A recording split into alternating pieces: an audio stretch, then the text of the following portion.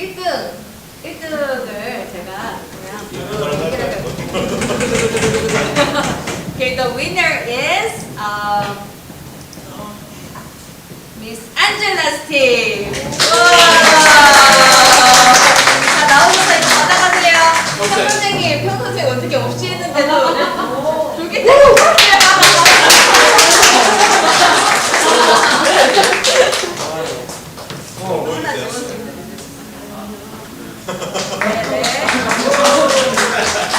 자, 이거 30분 일찍 가실 때 요거를 들이대시면 몇시 걸려야 되니까 가면 안 돼. 2등 이거. 아, 2등. 자, 2등은 우리 목사님께서 그 책을 2등까지는 주고 싶다고 어제 그 책. 네, 2등은 우리 안미라 선생님이 네. 배송이 아직 안 왔습니다. 보면 제가 드리도록 하겠습니다. 어제 선생님들 같이 모여서 즐겁게 하는 게 너무나 즐거우셨죠? 의미가 있으셨죠, 선생님들? 교실에서도 그렇게 해주시면 좋겠고, 또 조금 우리가 신경 써서 수업과 수업이 만나서 그렇게 하는 것도 참 재밌겠다 라는 생각을 하게 돼요. 잠깐 쉬었다가 다음 순서 진행하도록 하겠습니다. 안 쉬어요? 네. 쉬지 마세요. 다음 바로 이어서 진행하도록 하겠습니다.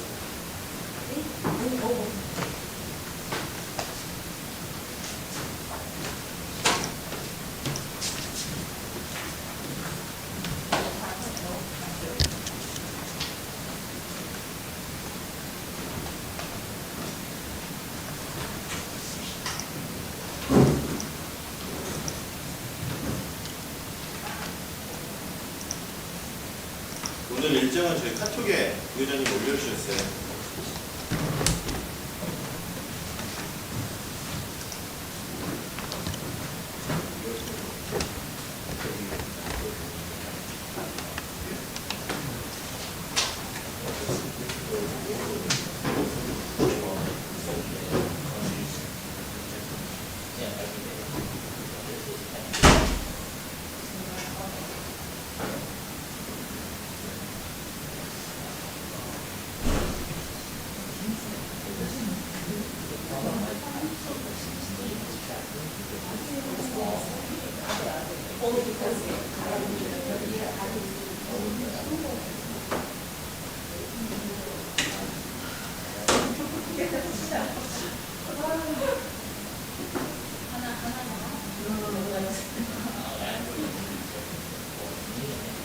I have the luxury of having the, what is it?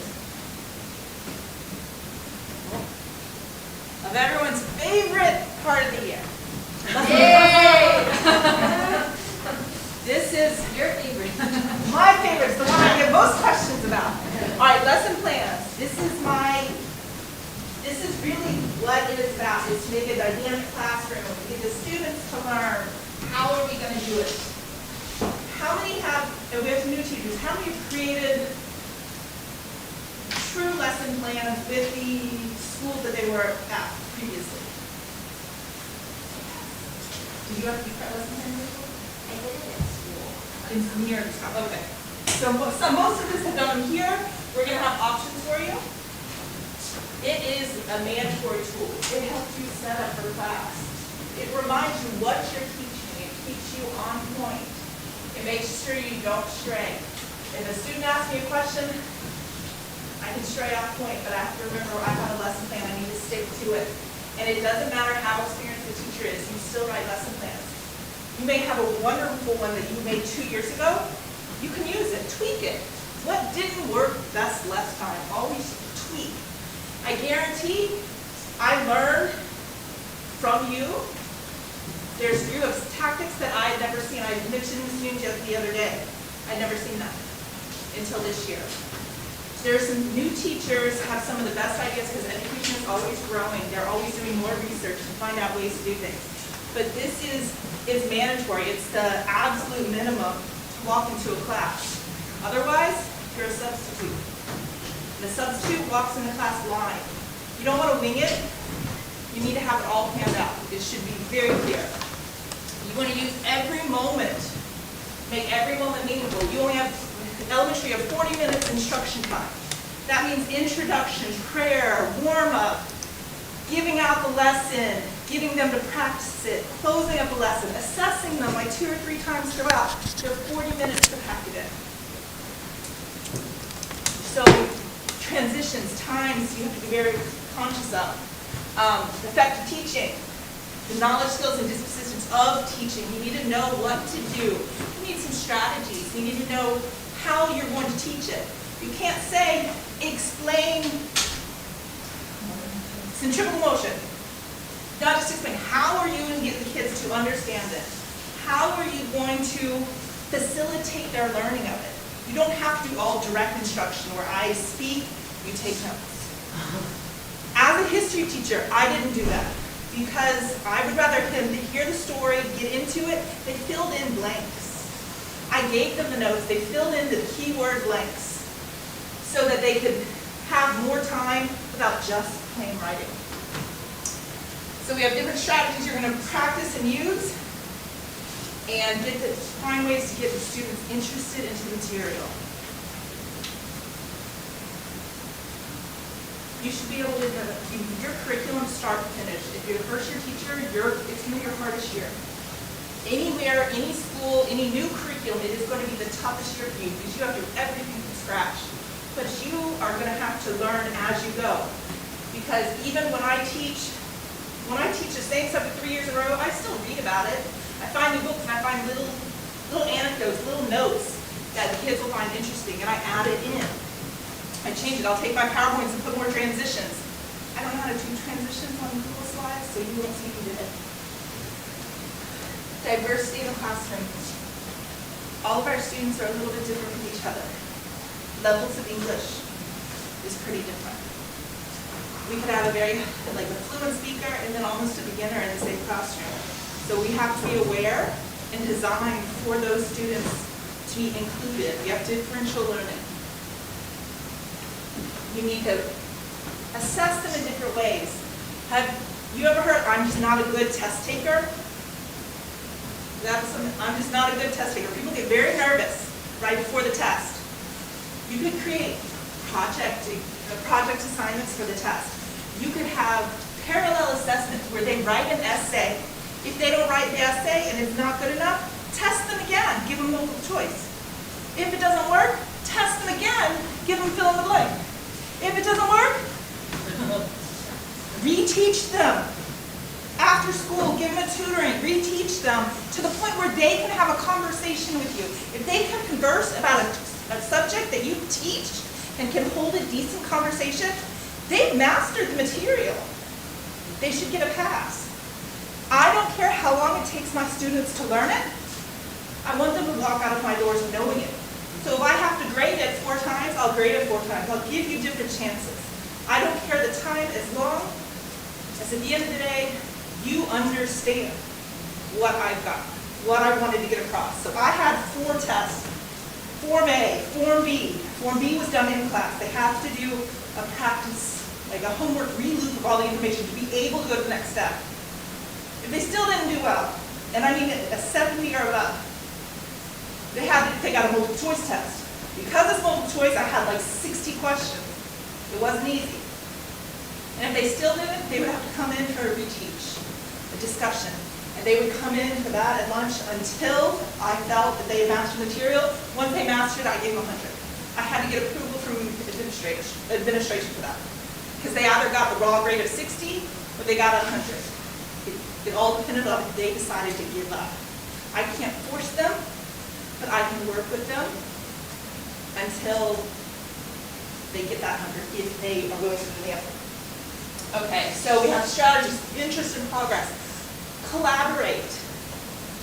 When I was downstairs, I had some students act on, I had some of your students.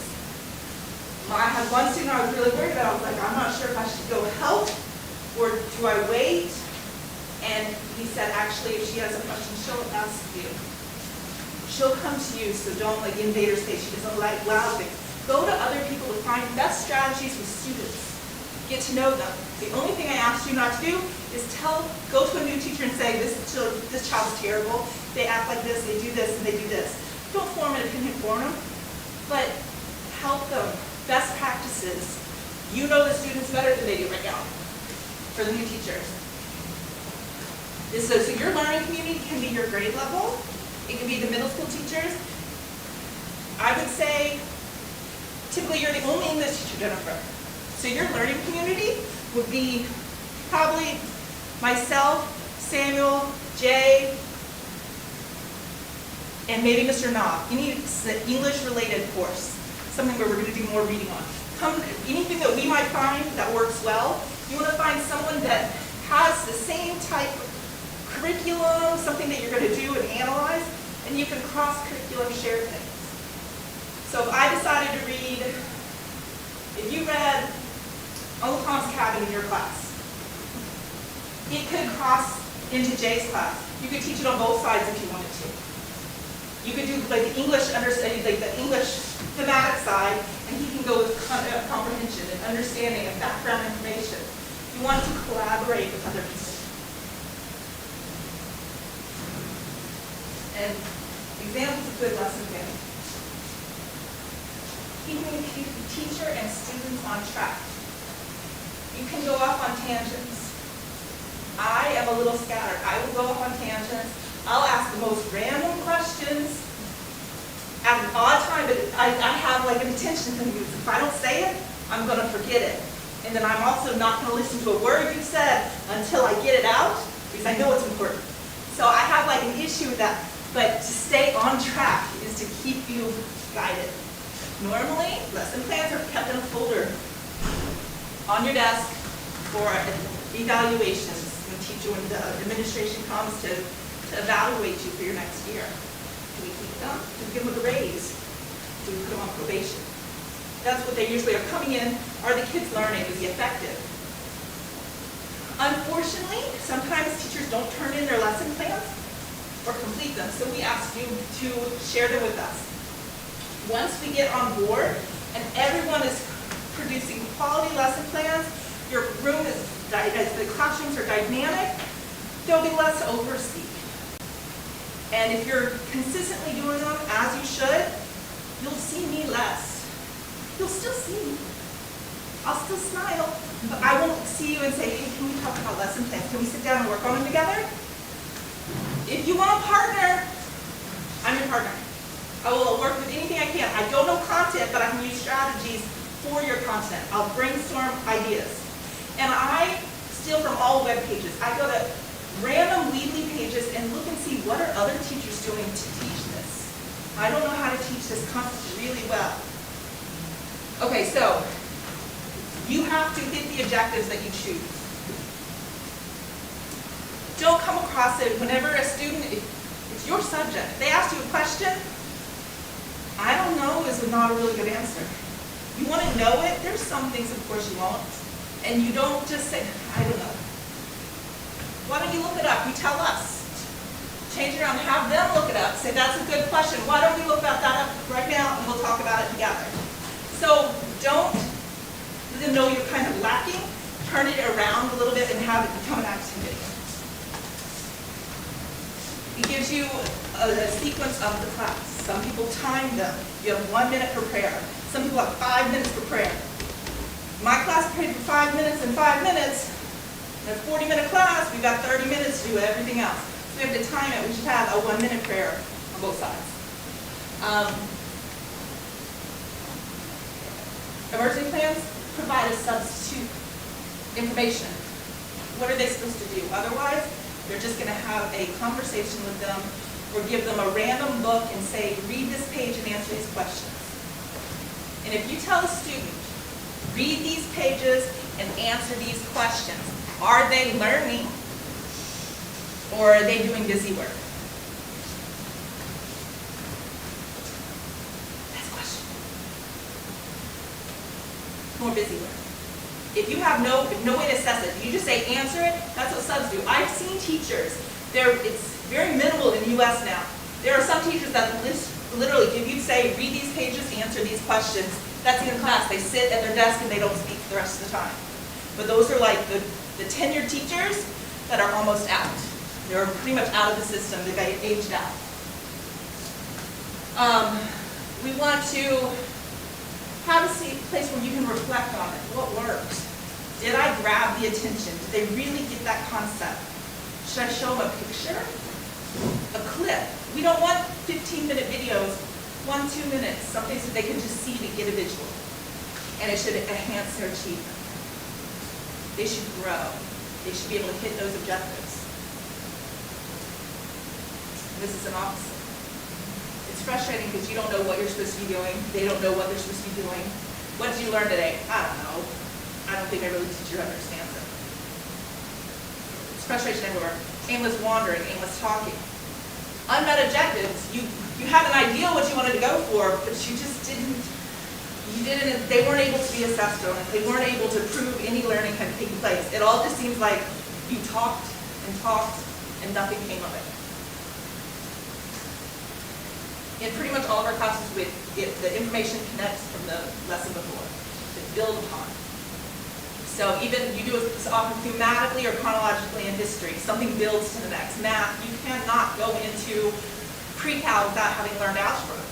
It builds, so you want to connect it to what they know, connect what they've already learned, connect it to their life, so you can have a foundation starting point.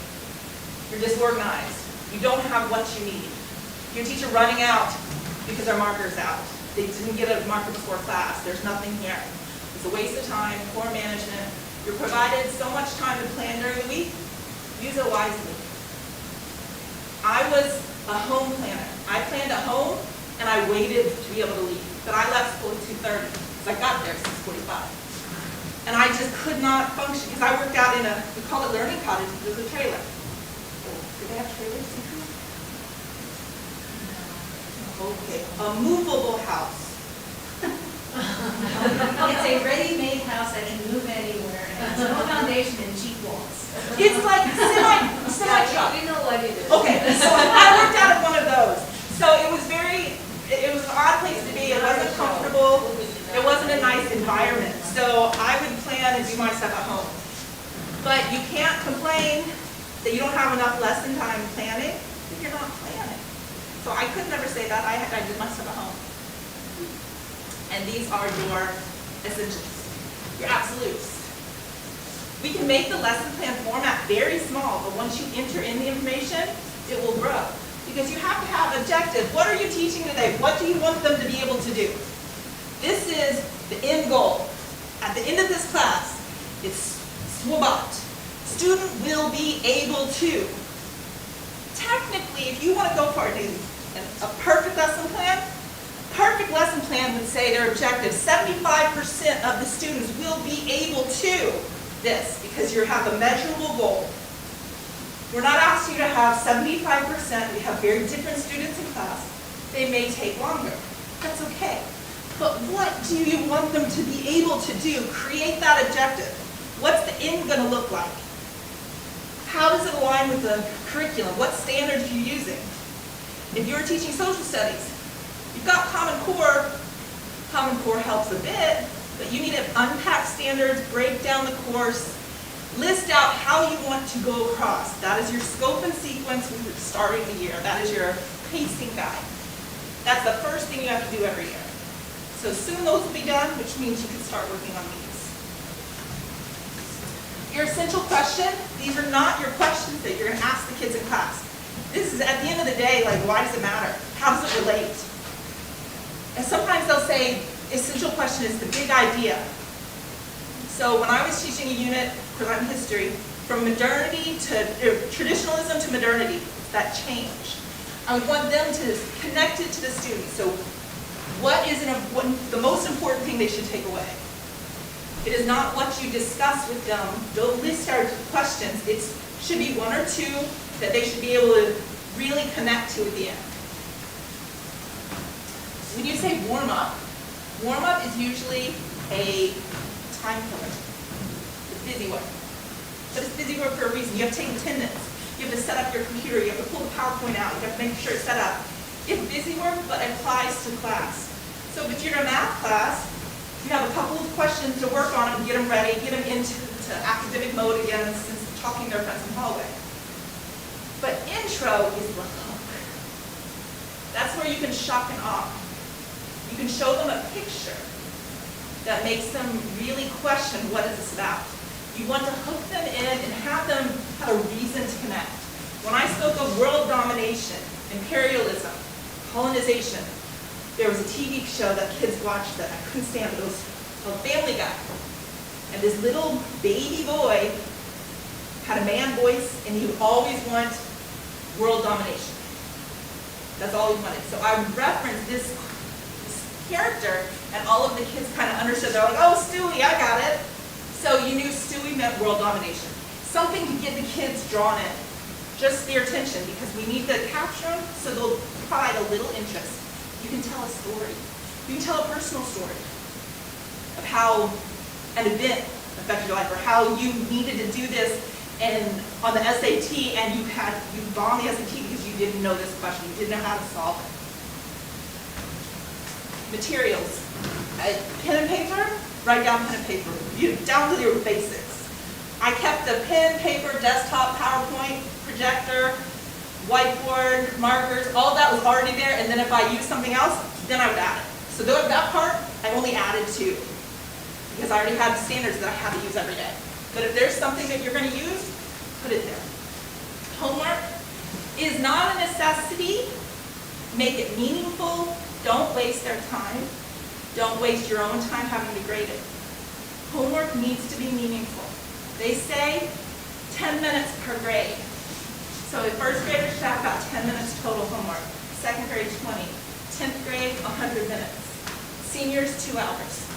Maximum with all your classes together. So make your part meaningful. My point was, if you played around in class, you need to make sure that's finished before you walk in tomorrow. So my last assignment in class was always due the next day. Because if they played, I timed it. If they didn't get it done, they turned it in the next day. Instruction and presentation. This is your biggest part of your lesson plan. This is, how are you going to teach them? How are you going to facilitate learning? How are you going to get them to understand how to do it on their own? How can they apply it? And we're going to go into those, so I'm not saying too much in closure. How are you going to end that class? How are you going to assess that they have learned and they have met this objective? Because this should match this. We should be able to prove it. And then reflection and follow-ups, differentiation. You have different students.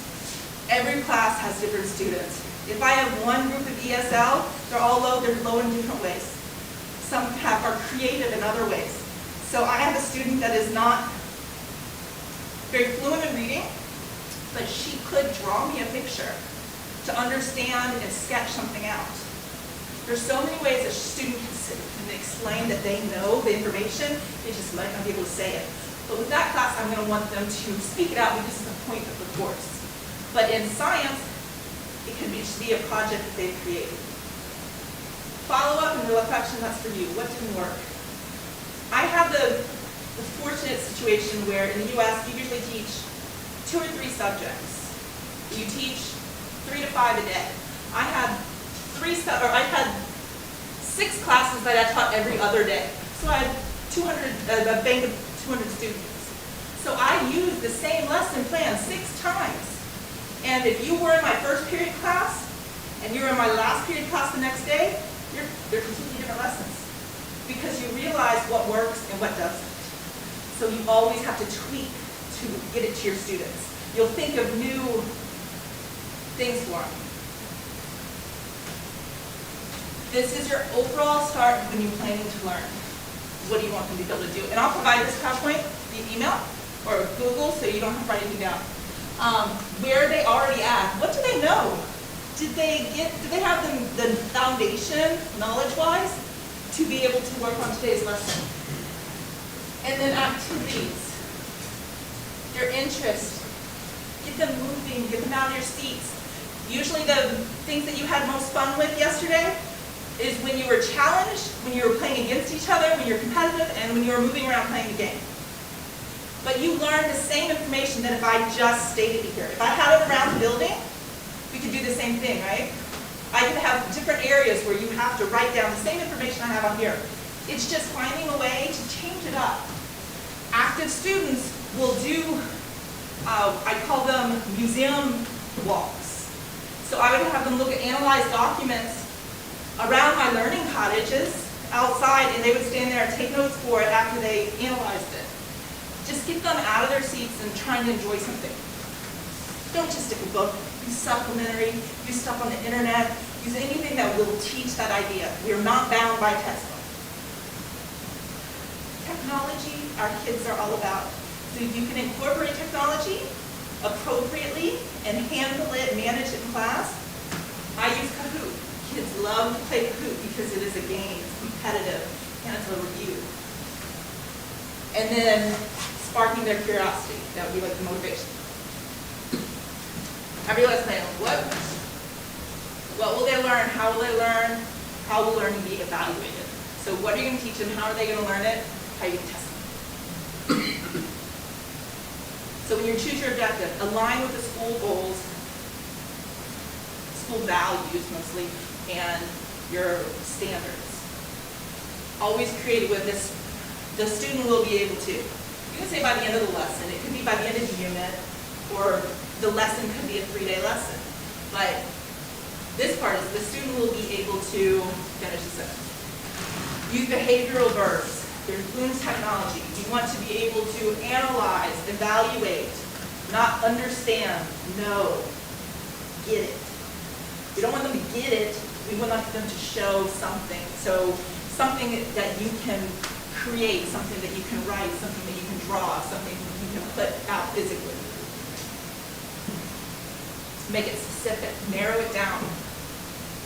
The topic is organic chemistry, not the objective. Topic is very different from the objective. It needs to be measurable. That's what will they be able to do. Make sure it's realistic. Our students, you're not going to read like War and Peace in 6th grade.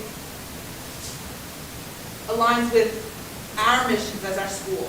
It's relevant to the curriculum, it's relevant for our students in particular, and it's time-based.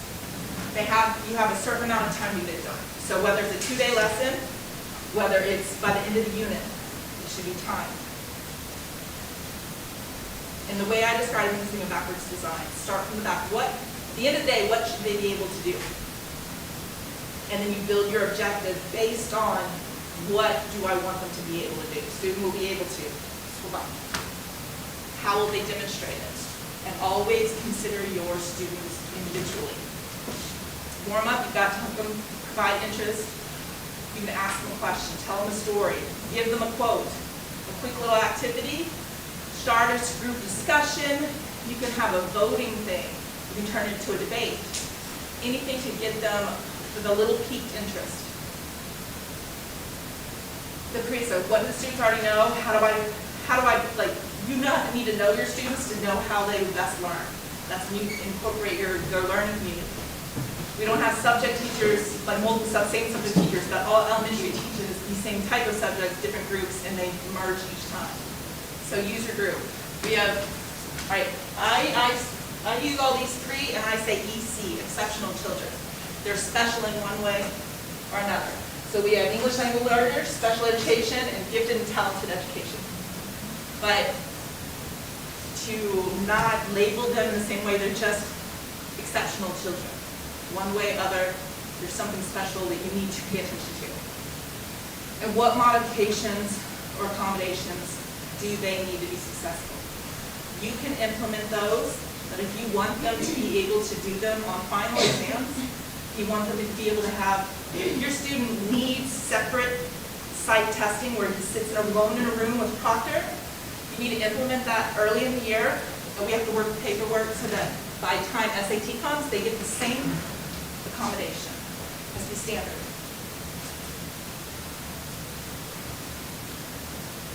The materials, have it ready, have it set up, have it done.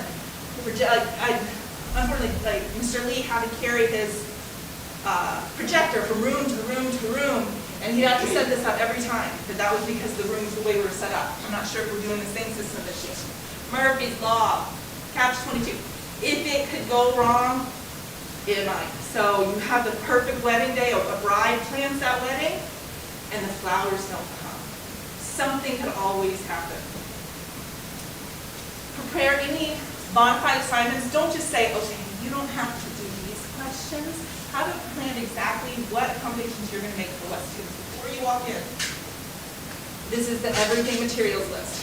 And do you have enough? You don't wanna have to pair like, you two, I don't have enough, so why don't you two just share? Instruction is gonna be teacher-led, like more direct. Are you just gonna facilitate student learning? That's usually like in a group work, you're gonna have them go on into a web quest. They're gonna do a project, self-learning project. Or are the students gonna do something? Are the students gonna be presenting? Are the students going to present and teach that day with what they have already learned? And make it picture friendly. I really try to think of examples that weren't history related. And my mind isn't going. So this is the middle passage. You can explain that the conditions were terrible coming overseas. These were people coming from Africa, literally stolen from their country and thrown on a ship to be sold as property. They were hand shackled, one hand to another man's leg. They were sitting in their own feces. I can tell you that sounds disgusting. Until you see an image, or that's all people. Packed in like sardines, all people. You don't really get that image. It's a cage baby. What's a cage baby? It's kind of strange. It's a foreign concept to us. But in the early 1900s, the tenement houses did not have enough room. There wasn't enough room to have a patio, somewhere they could get sun. So they hung cages outside the kitchen window and let their babies get vitamin D that way. True. But you would not imagine it would actually happen until you see sometimes that image. And see 9/11, until you see that plane go in and the building just completely crash. I tried to explain that concept to my mom because she was in California. So I was like, Mom, you've got to turn on TV. She's like, what? She didn't understand until later she saw it. This is the A-bomb that hit Hiroshima. And it's the mushroom cloud. That's going to be the destruction over the city and what came from it. Sometimes you want to just put, it could be a quick clip. So it's direct, guided, and then independent. I do, we do, you do. I hear, I see, I do. All the same, you want to model it, work with them, and then let them grow. It's just the same. Like a mom has to teach a child, then you do things together, and then finally then they go ride the bike by themselves.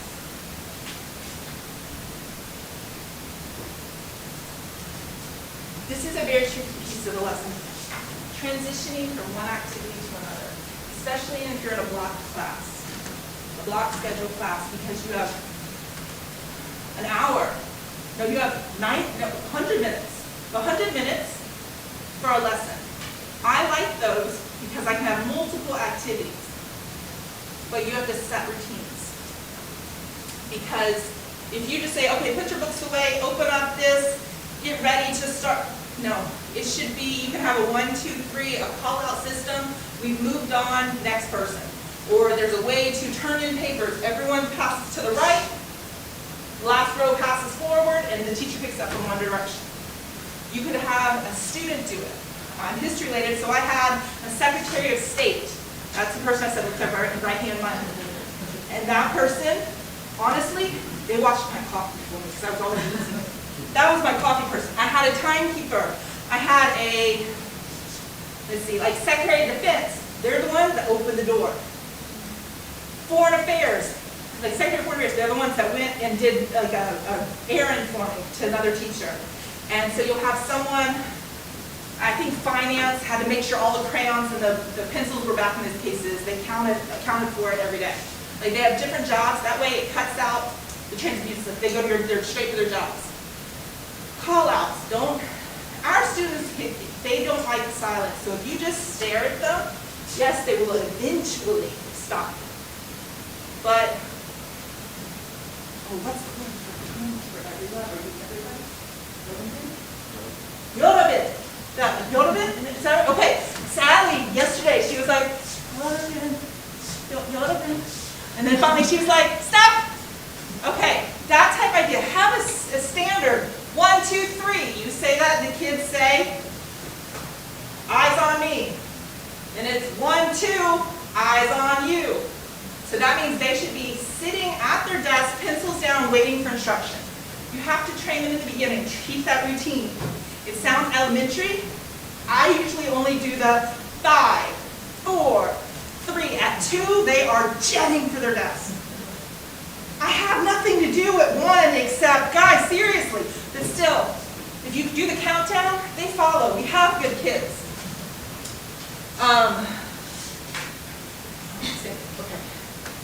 Okay. All right, so instruction.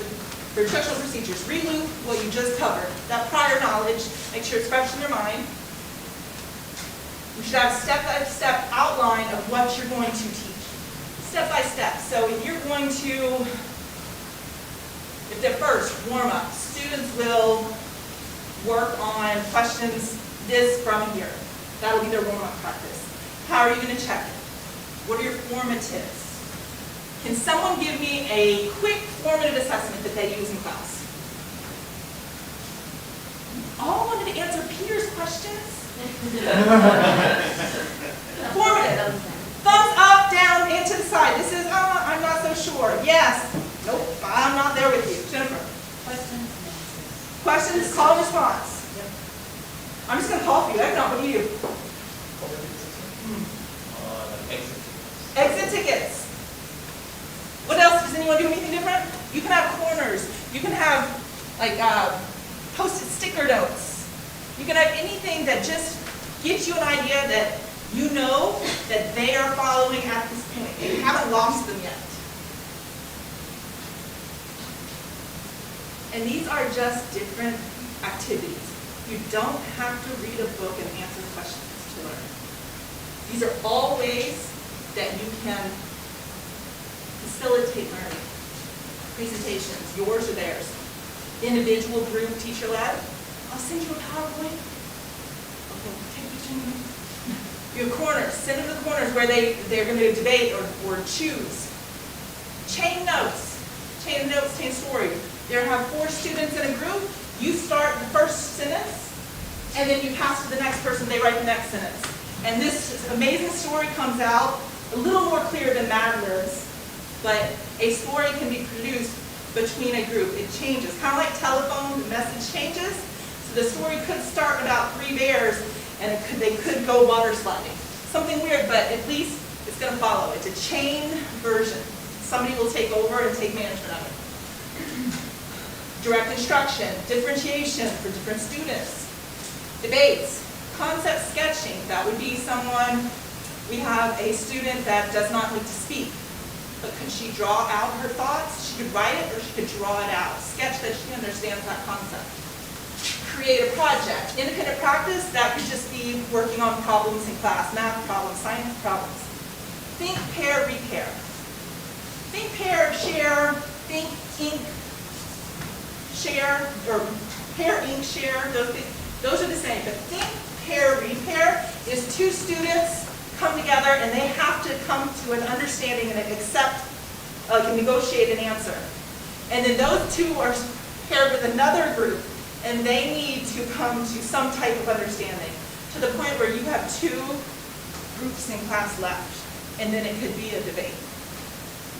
So we proved this morning if we wanted to, we could have 2 different opinions in science lab. Like Gary and I don't agree on something. But that's okay. But be able to put them and be able to discuss it openly. So you think, pair, and then you repair with other people until you've got groups in the class, larger groups. Reader's theater. This is like, it's a purchase system where you can act out plays. They have it for history classes, they have it for English classes where you role play. They have little masks that you would put on. Jeopardy, not just regular Jenga, but Jenga with questions. Sometimes you would pull it and it'll have a number on it, depending on the color, and you're going to have to multiply, divide. You can use it for math, different questions. Idea lineup. I want you to rate, what do you agree, 1 to 10? 1 over here, 10 over here, find your spot. So how closely do you agree to one side or another? Cooperative learning, that's going to be your group. Empathy mapping, that's just the idea of putting yourself in their shoes. You're reading about a character. Anne Frank, you want to put yourself as a 13-year-old girl locked in an attic for 2 years. Not seeing anyone, only writing down her story. Try to think, feel, see, be that person, and write from that point of view. Guided practice, this is usually the middle part when you are working with the students to make sure they're on track. You know, science experiments, jigsaw, group work, quotation, justification. Give them a quote and justify how it could be a reasonable idea for something. Question. It is a discussion by only using questions. So you would suppose a new idea, but don't you think we could better use this time by doing this? The next student says, I'm not sure if I would do it this way, because I think this, because this, I think this might be what, do you agree? It has to end in a question. If it's not, someone calls out a statement. So the end of the always the sentence is a question. You have to finish it with a question. You're going to bring it up another, so you're going deeper into the lesson. We can respond, the former students, there's some question and answer that, and then after that, give the question to somebody. It needs to be a very short-ish statement and try to comma it into a question.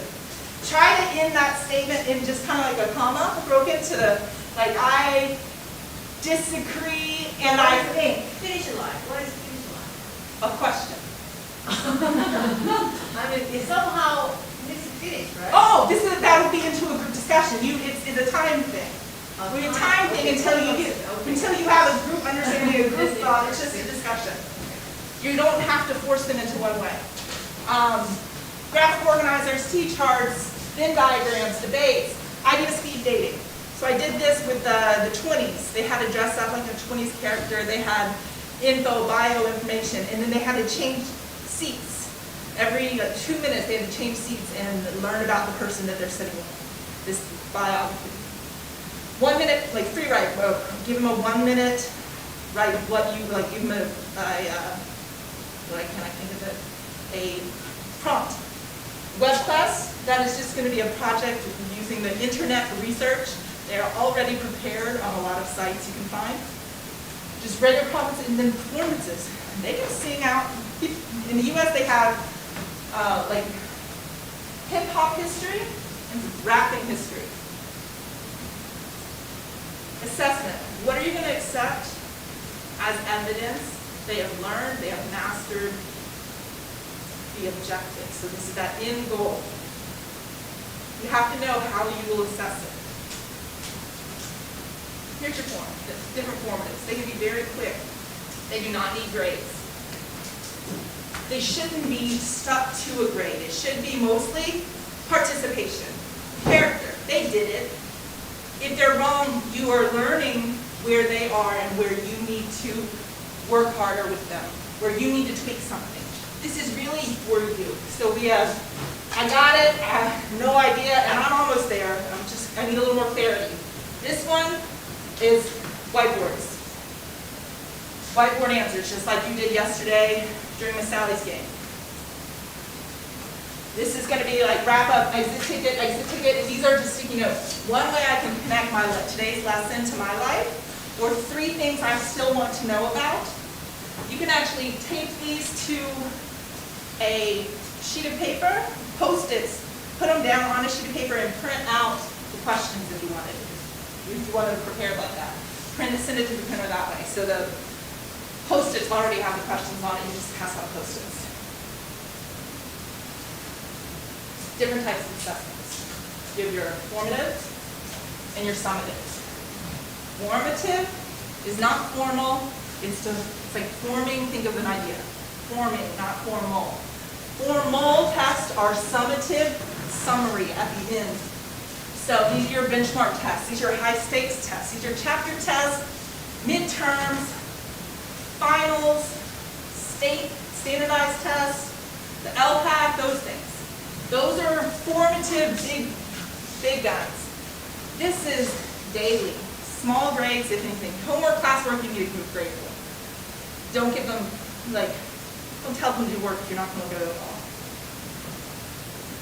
Exit tickets. Anything that you can see that they are following along, or if they're not. That way you can re-loop, find a new strategy for the next day to try to get that concept. Start the class with re-looping the information in a new way to possibly get that student to understand it that way.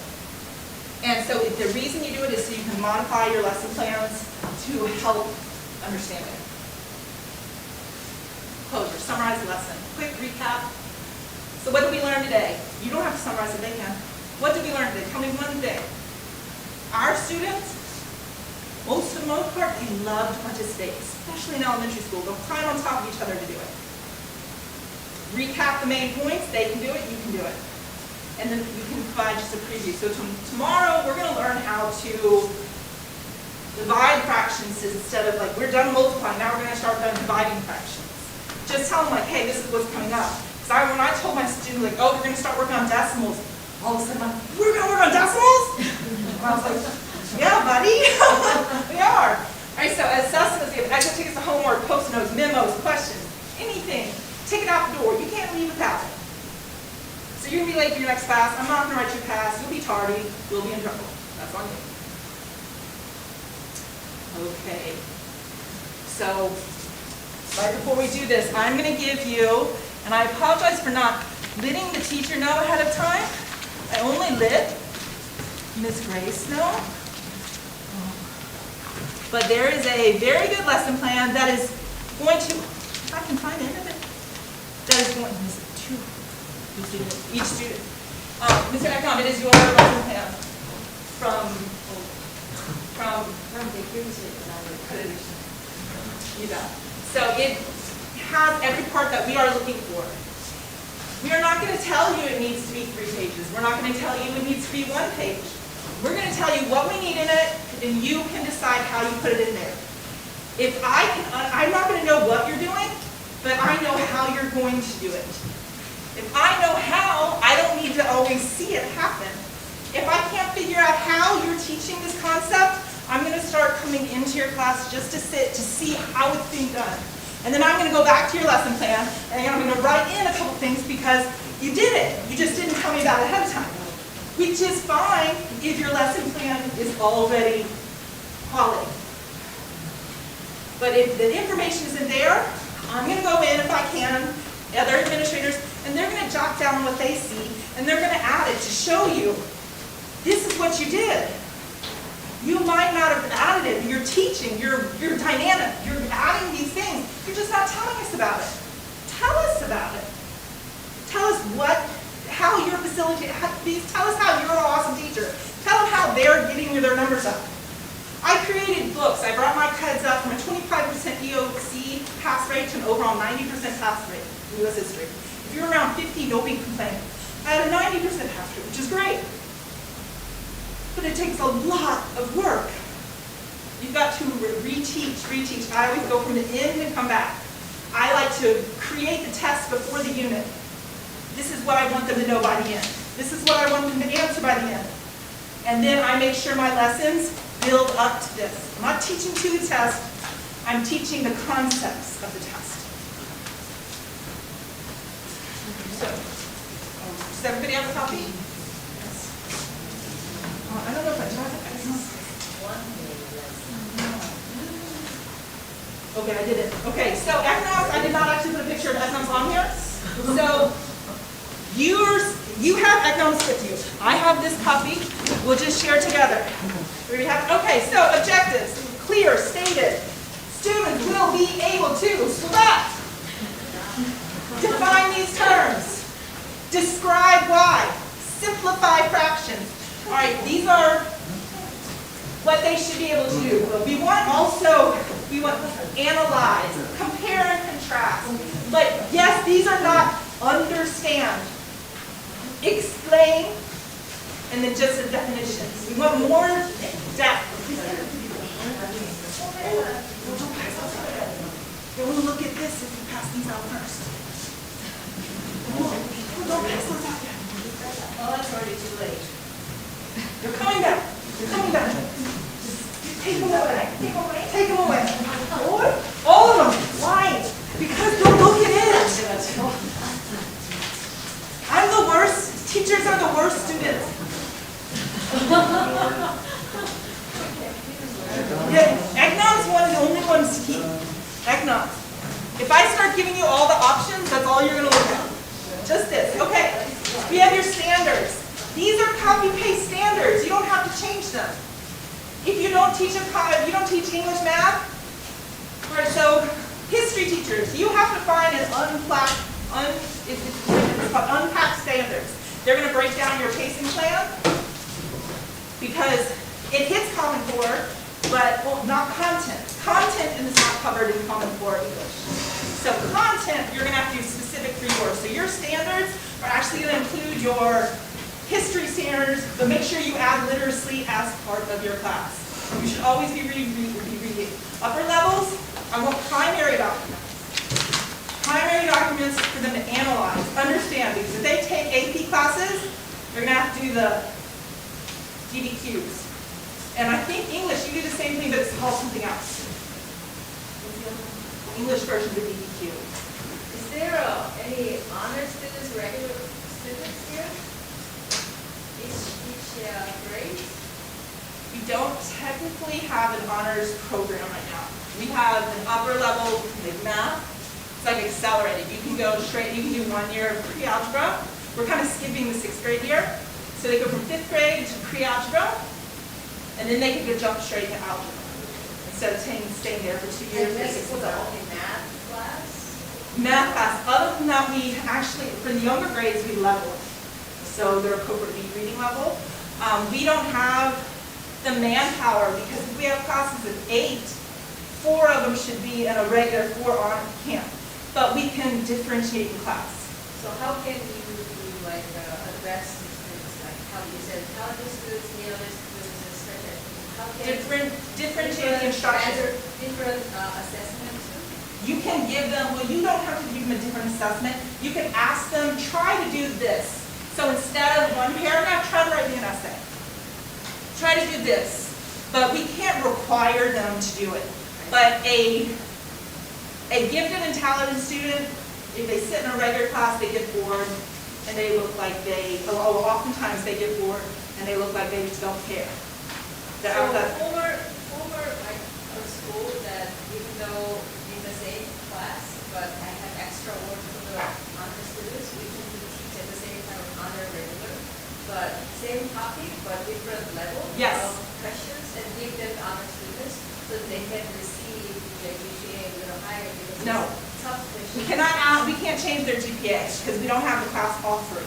So it would have to be a regular course. You're treating them with the level that is appropriate for them. Content's a difference. Content can be different. You can match your students' levels, but you need to make sure that it is graded fairly.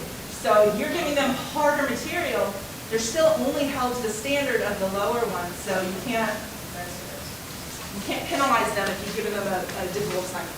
Okay, back here, so we have your standards. We have just our regular SLO, student learning outcomes with school. Materials, sense of question, how can fraction be represented in different ways?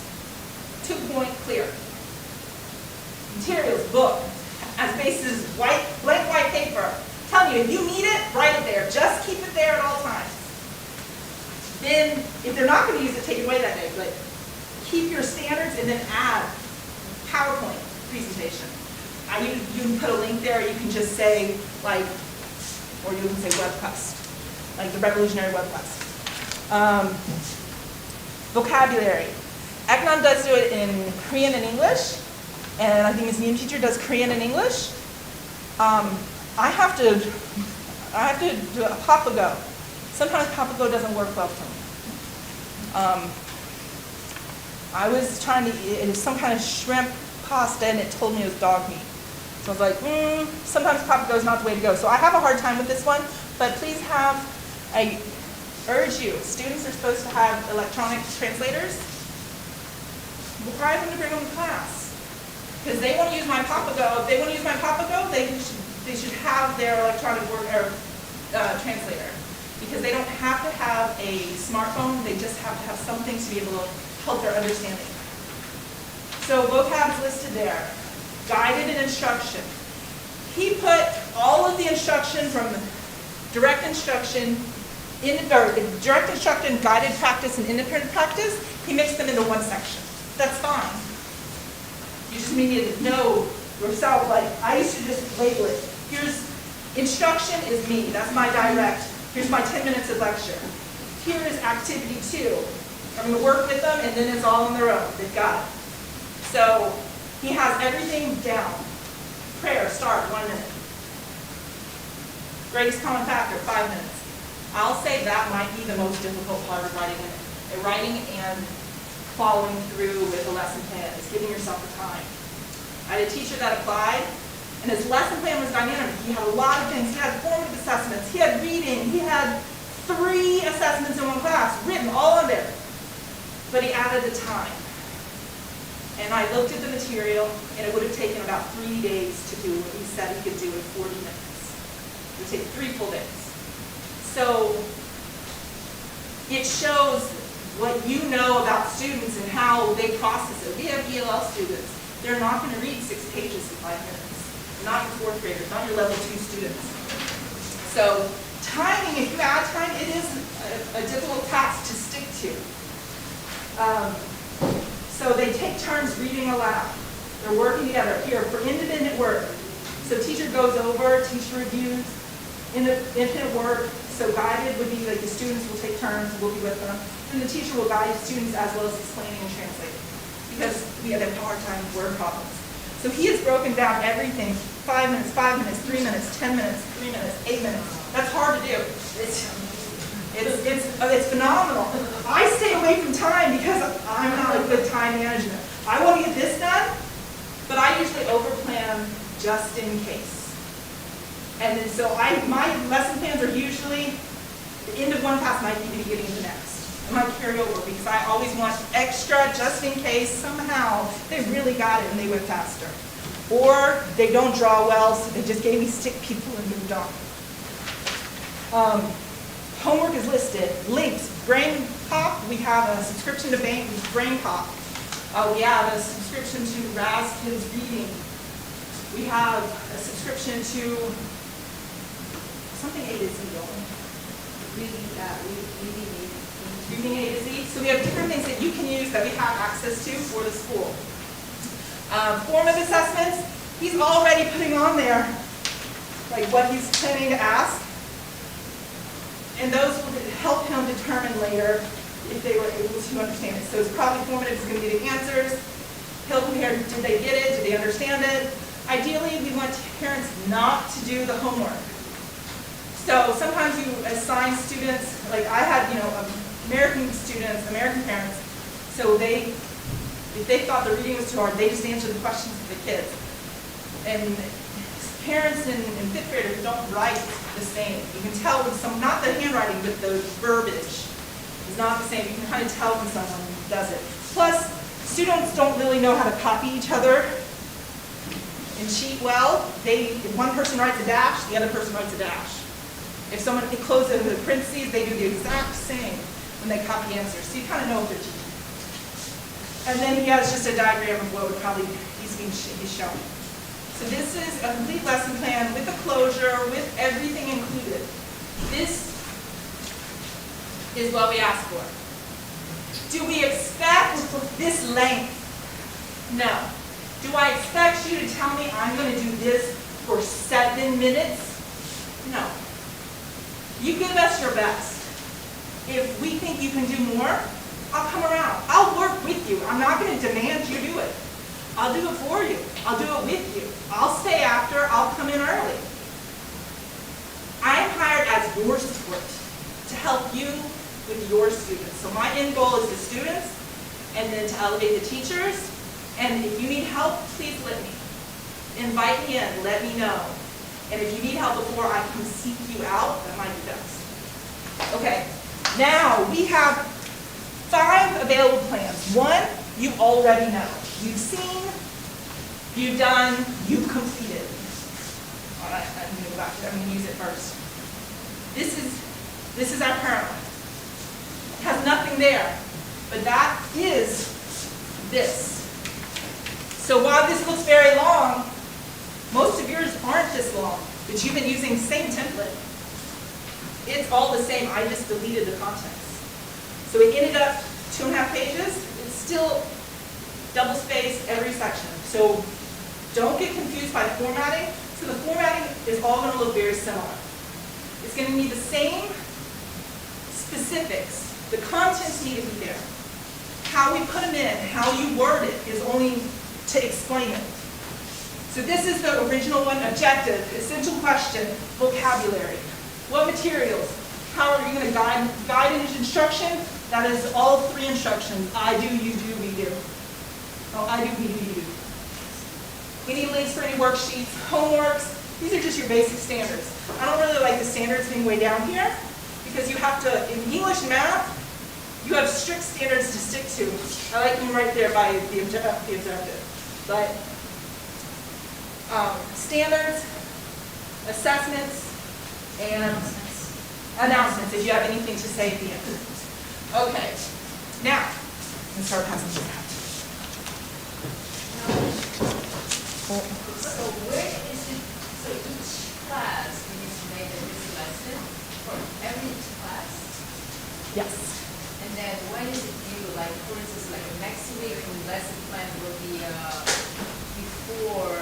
Okay, next week's lesson plans are technically due Friday. So I before will- Friday, so They're due Friday. That's what I'm going to this tell week you. Friday. This week Friday. I will check them Monday. Okay. But I'm telling you where the deadline is. So Monday, if they're not there, I'm going to start appearing in class.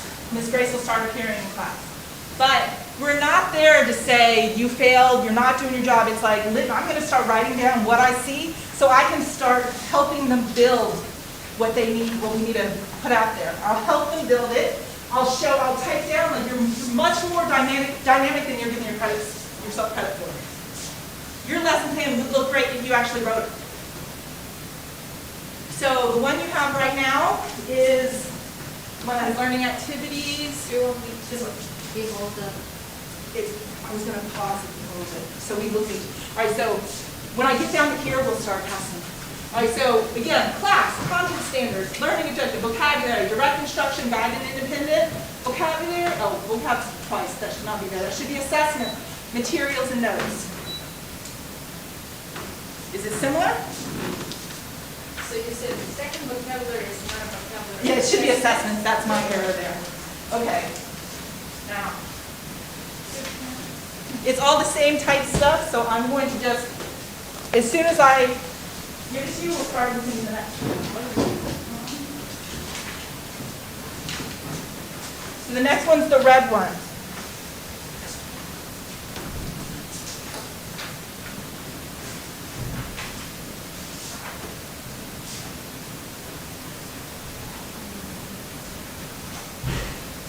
We're just looking for content.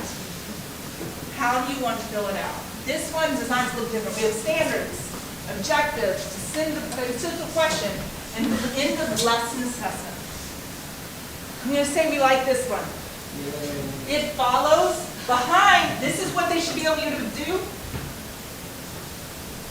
And this right here behind it, that's how are we going to evaluate that they've learned it. Have they mastered that material? So that's the end of lesson assessment. What should they be able to do at the end? You should be very similar.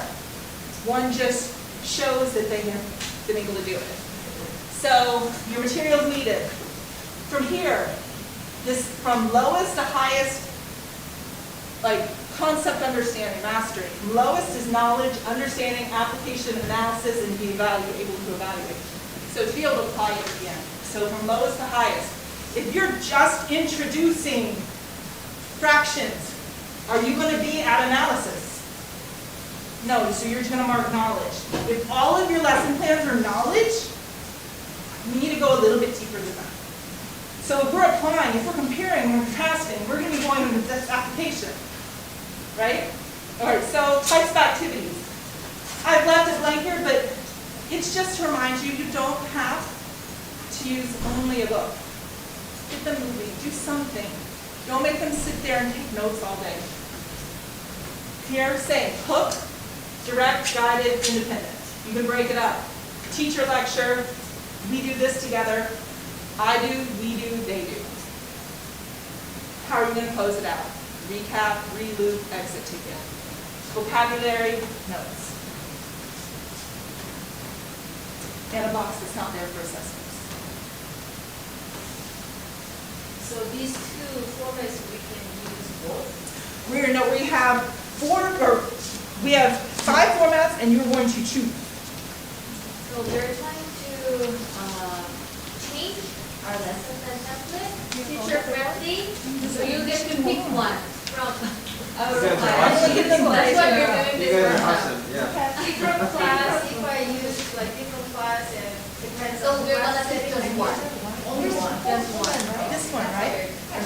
Oh, we haven't done this one. Oh, I just gave them the wrong one. I didn't go over the red one yet. Okay, so I went over the wrong one. This one. Just breaking it down before you get it. All right, so we have class, current, content standards, objectives, vocabulary, direct, guided, independence. Oh, this one is, again, 2 vocabularies. And this one. You have that one, right? She doesn't have it. Yeah. I printed them all together. I couldn't find it. Maybe in front of this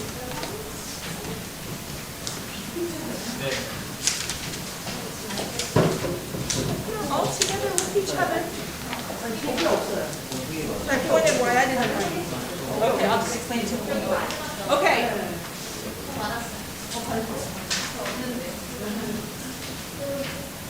So this is the other. We have this one that has, do you have no timing one? Can I print it?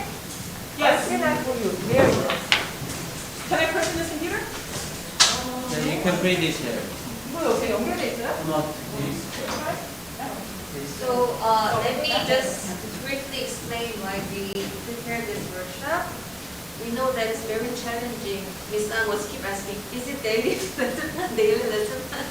So it is challenging, we know. So we want to make teachers' life easier. The leaders had to do our own workshop with our educational consultant with 43 templates, and we came up with 5.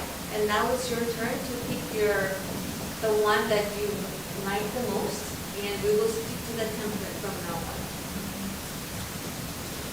But the leaders couldn't give up the current template, so current template is one of the 5. 그럼 이제 yes, I have 2 questions. First off, what exactly has changed? I don't see anything that has changed. Because lesson plan is lesson plan, but we wanted to simplify some parts with checkbox, but you got the point. Objective is still there. Some of it doesn't have standards, but I didn't see anything different other than this format, so this there's a little bit of differences.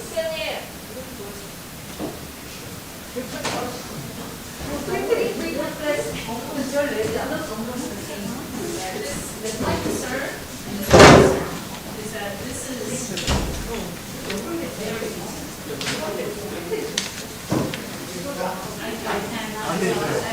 So this would be an example of formatting because I don't know what happened to one of the The times. other thing is too, is that, my other thing, and my other concern is that, when it comes to Not free.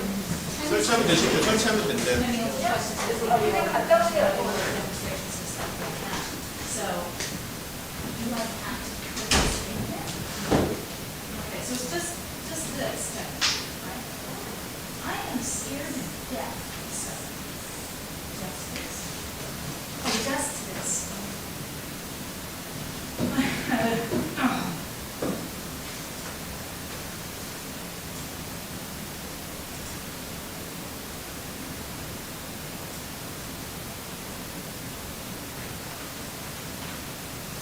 So now in your hand you have 3 different templates.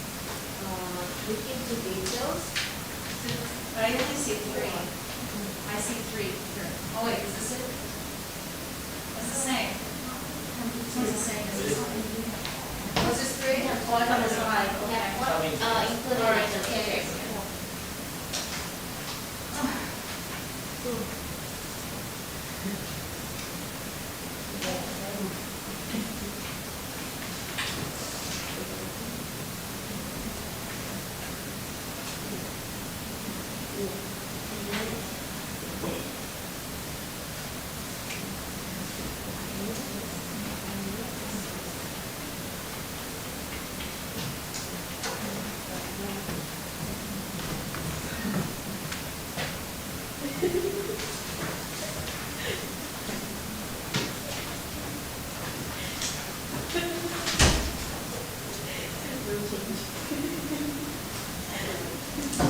I've heard. I like this. I like this one. Like that? Why do you like that one? Because you can save time. Just click. You don't have to type. You think it will save time? Yes. You think so? Yes. If you do like 30 lesson plans, think about Right. your I parents. have to do like 18. How many do you have? 5? I don't know. 18, 19. Elementary has to do the most. Who? Elementary, I'm sure. they have the most they have. Oh, It's not 5. So we can choose our 3. 5 voting. Yeah, 5 voting. So he just went ahead and said that this needs a simplest, and I asked him why. He says, because all he has to do is do a checkbox. And it's like, true that, it does. okay. This is gonna be our final one. This is our final one of them. It's gonna, again, if you're gonna look, they all have the same contents. If you look in the beginning, I said there are requirements for every lesson plan. No matter the design of the template, the contents are the same. Because it needs to be. But if it's easier for you to mind map it, we're gonna choose the one that's easiest for you to complete in the style that it's posed. However, whichever form you like most, the highest voted is the one that we're gonna go with. So this one, core standards, materials, vocabulary. And this is, it breaks it down for you. Right here, time, what are you gonna do? Direct instruction, what is it? Guided practice, how are you gonna facilitate that? Independent practice, what will they be doing? Assessments, but it still needs to be step by step. It still needs the same content, the objective, the standards, the essential question, the topic. What are we learning today? You ask, every time I hear, what did you learn today? It feels like you just baby stepping up. You don't learn, but you actually can talk about it. Our dinner time was family discussion. Questions always like, what did you learn today? What did you do today? My questions all, oh, I met with my friend and we did da. It was always the social side. It was never the academic side. But this is the breakdown of every single one. This is your choice. No matter what we do, if you pull up a lesson plan, unless you're looking at a lesson plan book from the 1990s, they all require this. Every school across the country. Well, U.S. We are a U.S. Common Core curriculum. Our degree is a U.S. high school diploma that is backed.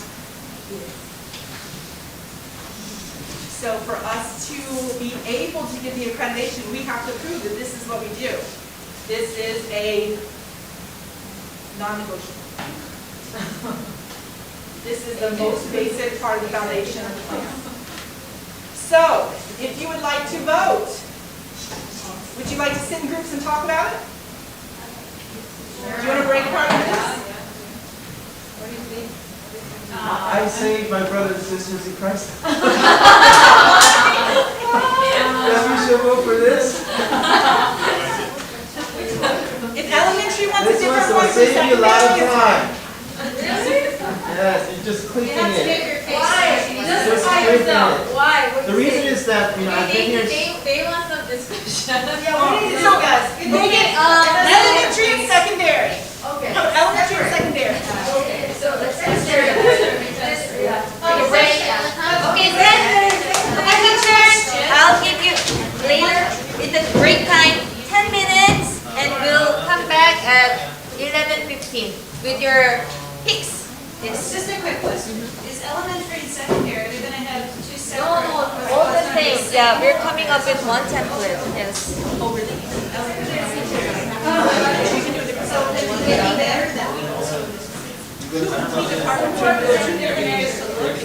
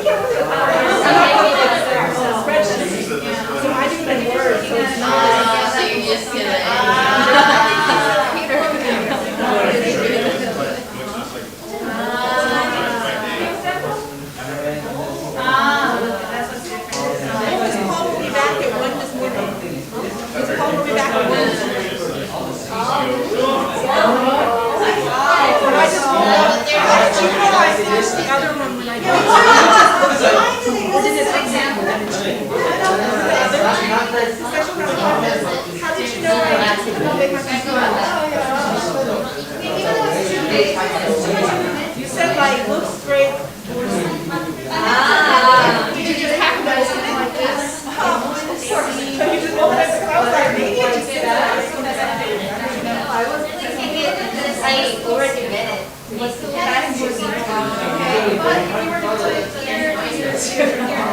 Question I have, is what the foundations of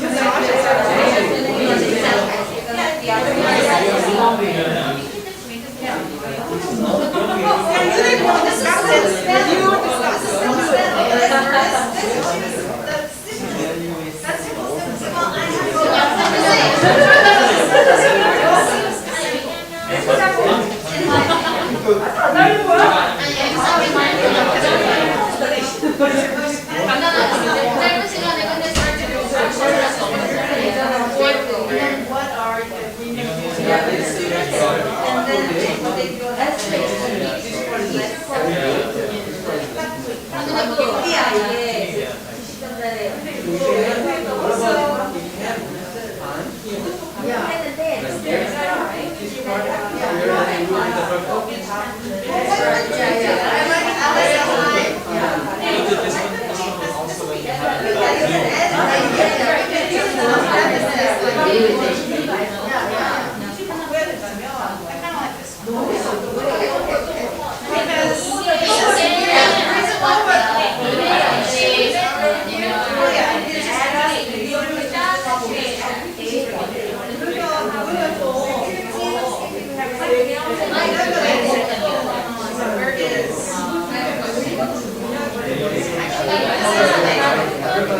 How?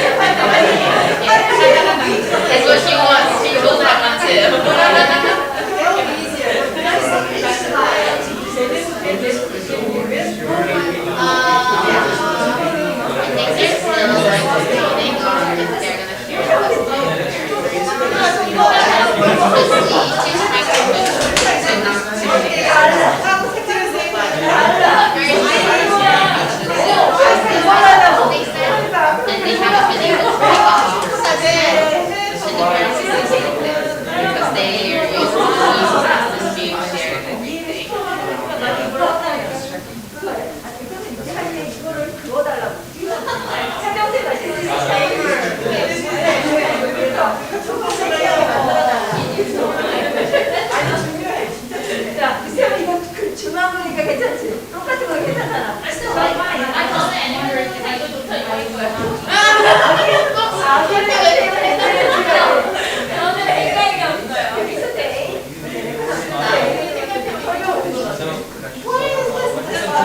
So I explained to him, yeah, so that's why he said, off of what she's saying, he says this looks legit.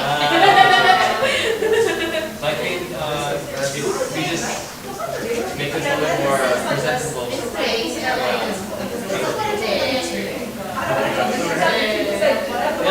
Yeah, kind of similar to this one. If we make it similar to this one, because it's almost the same. No, I will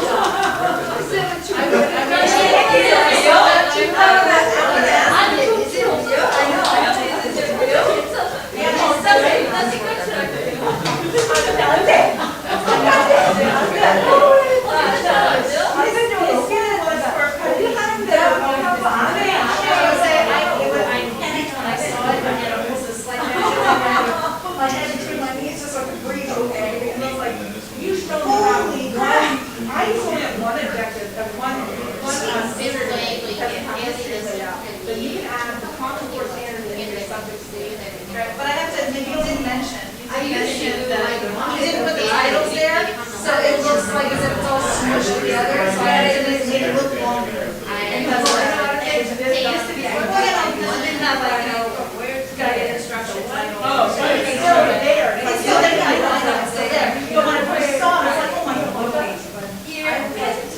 I cried over that, I'm not gonna lie. So I was just like, oh, how old is it? And I know this is nice to see you get. I don't want to be teaching anymore. the question was to have to ship too much within the same book. Well, yeah, and you have something up, and then I like this, so.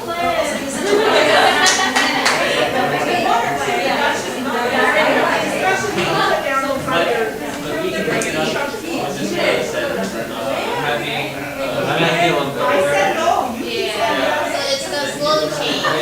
Yeah. She has not even We have to go through it. So it's not all or nothing. They still get it. It's not even, normally, US, I don't even see it unless I walk into. Oh, okay. Can you bring it right now so that So we you can know, for us, Let me, I'll see if I can show you. Let me, sign in and I'll show you. I like it. Something I do like, so you are at the top, and then when the other one goes to the agenda. One thing I like about these is the agendas are next to each other. So you can go and see if you got it. Let me log in first. This is also where the end of the. Please, please.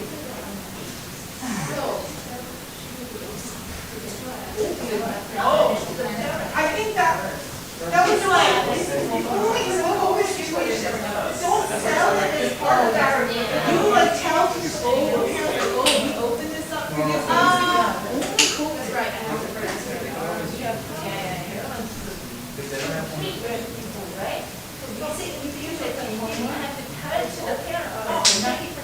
With the pandemic, it was, you could have done it when we started coming to school right away. That's when lesson plans should kind of stop being done. Now we have to do it in the I already see myself.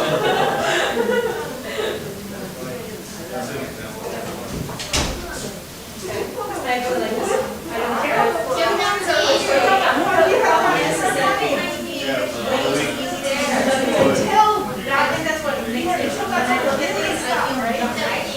Because to me, they just like, to make them small, oh, guys,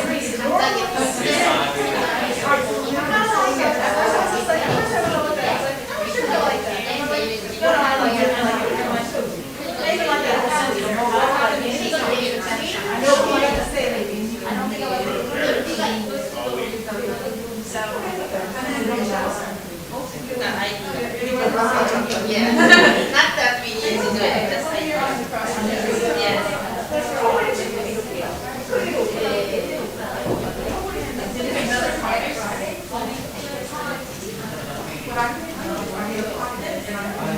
I'd like that too.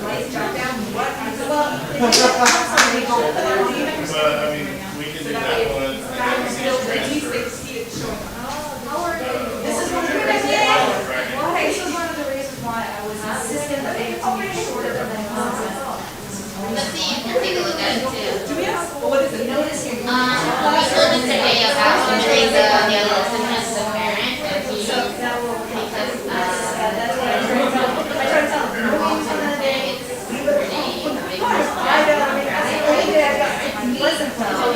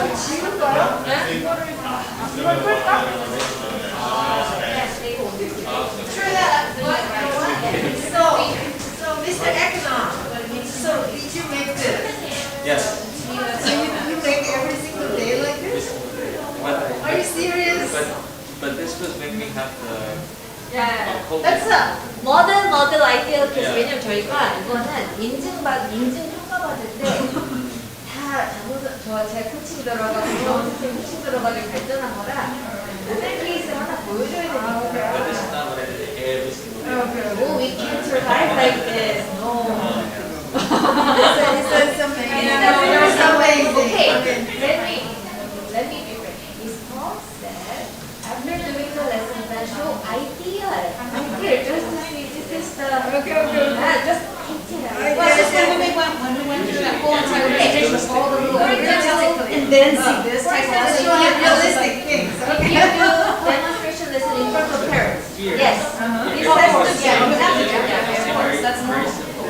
Here, which is copy of the case. Oh, I've been stressed, so, this is, because honestly, I don't know what I said yesterday, because see, I do want the lesson, I want the math, Simplifying fraction. but I also want to be, And I'll just. well, I want to be realistic, Usually I use. because I want to be able to achieve, I'm just telling you, that was the most concern. So, Everybody, we're supposed to be here. I know, I don't understand it. Rapture. 이거 할줄 몰라. 앞으로 할 수 없어. 저는 에듀케이션 예술이니까 어느 정도는 약속을 하는데 Where's everybody?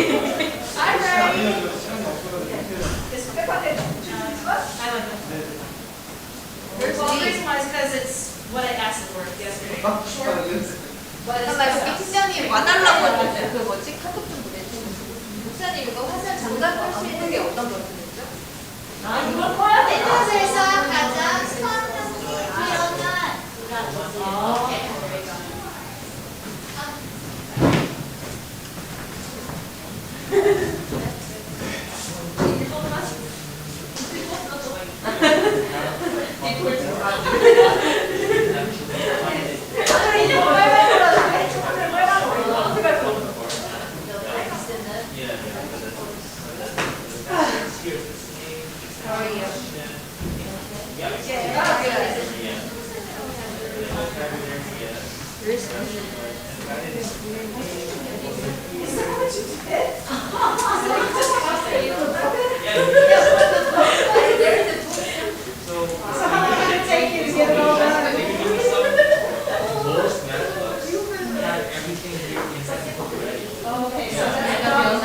안 돌아오시네.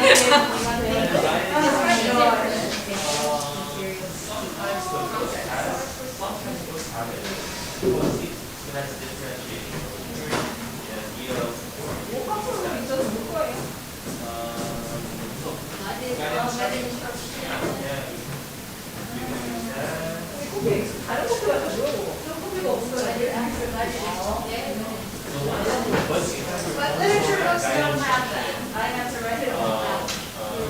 Independent practice. Once you have that format down, you can just change it up to each section. So one sample is important. Yeah. Set up the one sample. Yeah, the one sample, yeah. So once you have that one sample, you can just change.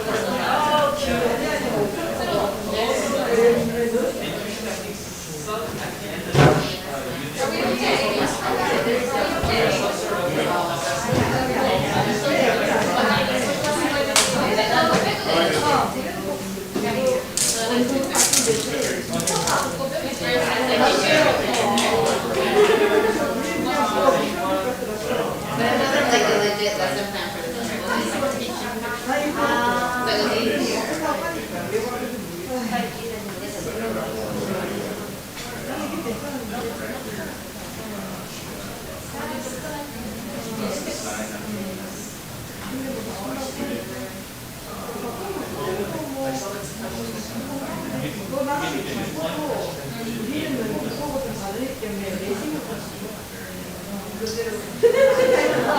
I just told you not to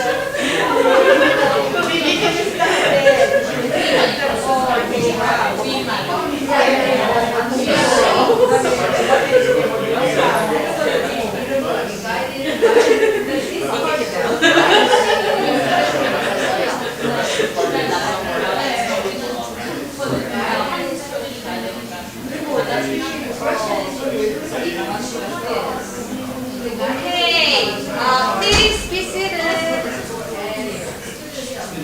Just one sticker or two? Everyone?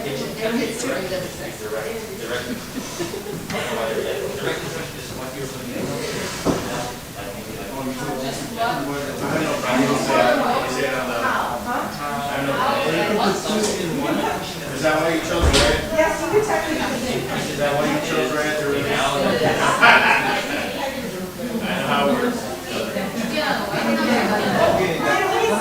That has to be very specific. Right, we think we make the color stickers on one. And then, that's straight after Miss Grace. What? Red, Miss Grace, they want to know, can we put both stickers on one? Oh. Or do they have to be separate? Okay, 2 separate votes. Am I voting for two? Can I pick 2? You can pick 2. Still popularity wins. Why? First place, second place. That's what. Oh, Well, that's not fair. If you put every one, it's gonna be tie, no? I know, it's a problem.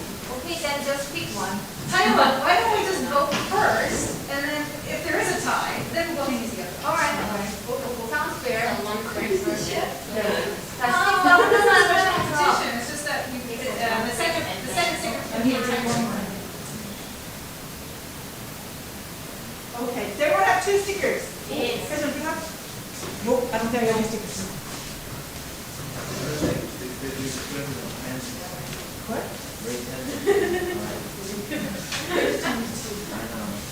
Okay. Go!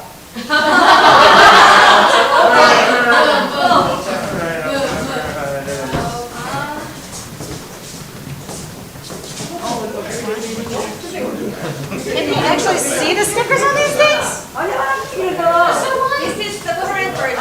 이게 우리가 원래 하는 You didn't have any other colors. 동그라미 이거 색깔 있는 거 붙여야지. 색깔이 있는 거는 이게 I think we already found it. I have to sit down the white circles, I guess. 색깔 있는 거. The green is in the center. Green is the what? Nothing. 아니요. 똑같은 거에 붙이면 안 돼요. 오, 똑같은 거 붙이는 거 좋다. 두개만 되는데 내가 너무 마음에 들어. 아니에요. 어쨌다고 안 돼. 지금 뭐 하시는 거예요? 두 개 왜 해야 되냐? 두 개 같은 데 붙이면 안 되냐? 여기가 붙이네. She's trying to do both stickers. I said no. But she's trying to protest. 이거 입으면 안 되는데.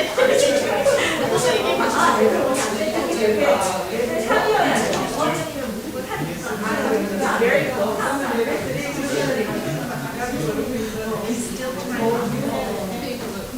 Well, I discussed it with him, though. He doesn't have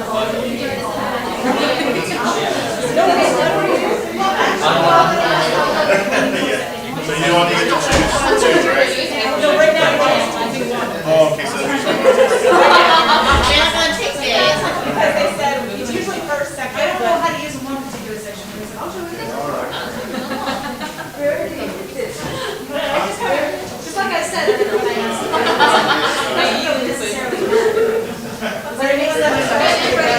I don't know. She's finishing up. Nobody voted.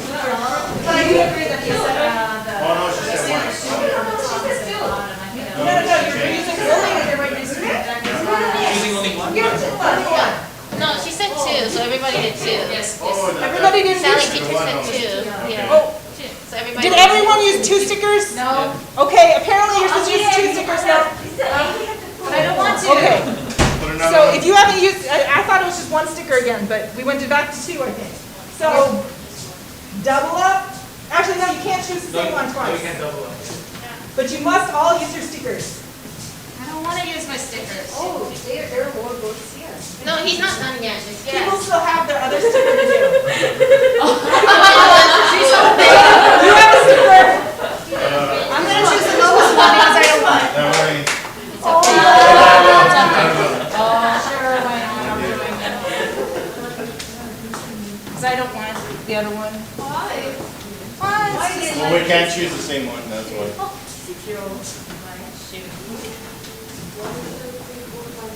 Are you good, girl? Oh, there's 6. I told you this tiebreaker. No, 7. Oh, okay, never mind. 아이고, 어떡해? Quietly. So which one is that anyways? I didn't even look at it. 5, 6, 7, 8, 8, 9. No, there are not enough stickers. Not enough stickers? I can't do 6, 7. 18.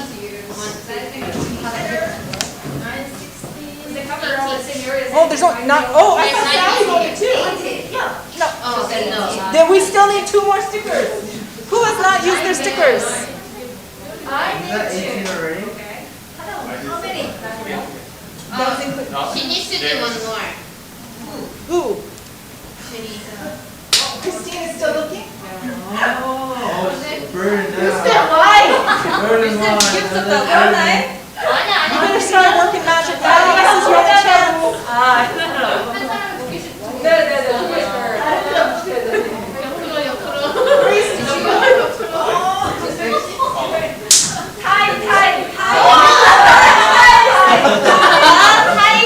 Who's the last person? We need one more.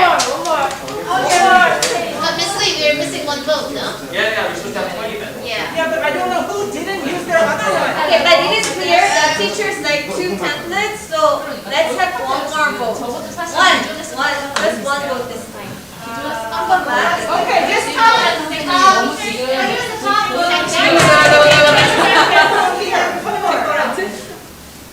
Here, you're going to put it in the black section. But just one, right? Just one. Hold on a second. How is that going to work? Because we're just going to be voting for the exact same thing that we want. Because we have first choice and second choice. I didn't vote. And there were votes on the other ones too. Okay. Tiebreaker vote is the green one. I'm just confused. Mommy, it says 14-14. Tiebreaker vote. 50-50. My bad. 50-50. Tiebreaker. Okay.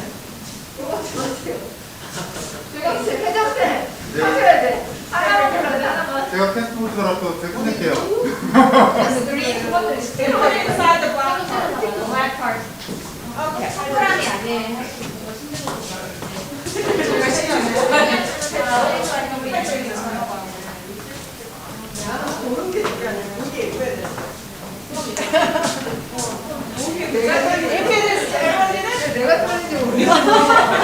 내가 떨려.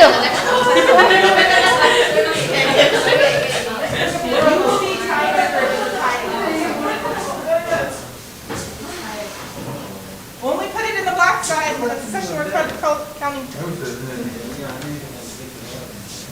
You want some? You can 안 돼요.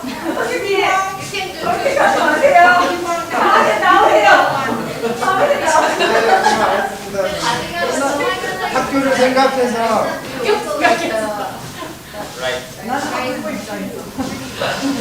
난 학교 입장에 살래. 난 뭘 해도 상관없어. There are 11 people. There are only 8 speakers. Oh, these 3. Okay. 근데 그 부분만 쓰면 나는 근데 그거 중요해요. 나는 그거 중요하더라. I don't think it's a tiebreaker situation. It's called.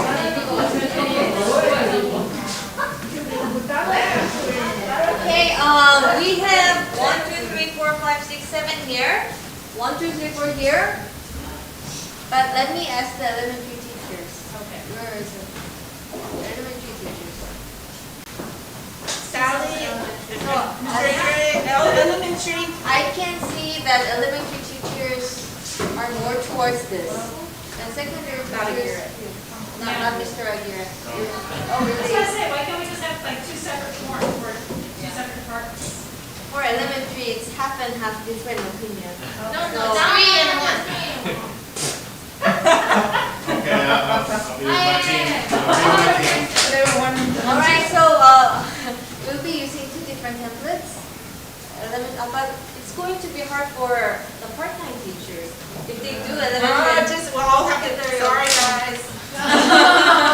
okay. Only people that sat out, I sat out. 왜냐면은 부모님들이 보시기에도 이 템플릿이 다르면은 조금 컨퓨즈가 있을 것 같고 초등부 가고 중고등도 가시는 분들은 이 템플릿 썼다 저 템플릿 썼다 하면은 혼동이 있을 것 같아서 요거를 주장하시는 분들은 아마 학부모님이 보시기에도 이렇게 체크마크가 있고 하니까 좀 보시기 편한 그런 것도 있어서 고르신 것 같아요. 이것으로 하도록 하겠습니다. 다들 똑같은 해주시길 부탁드립니다. A quick question for those who might not like this one.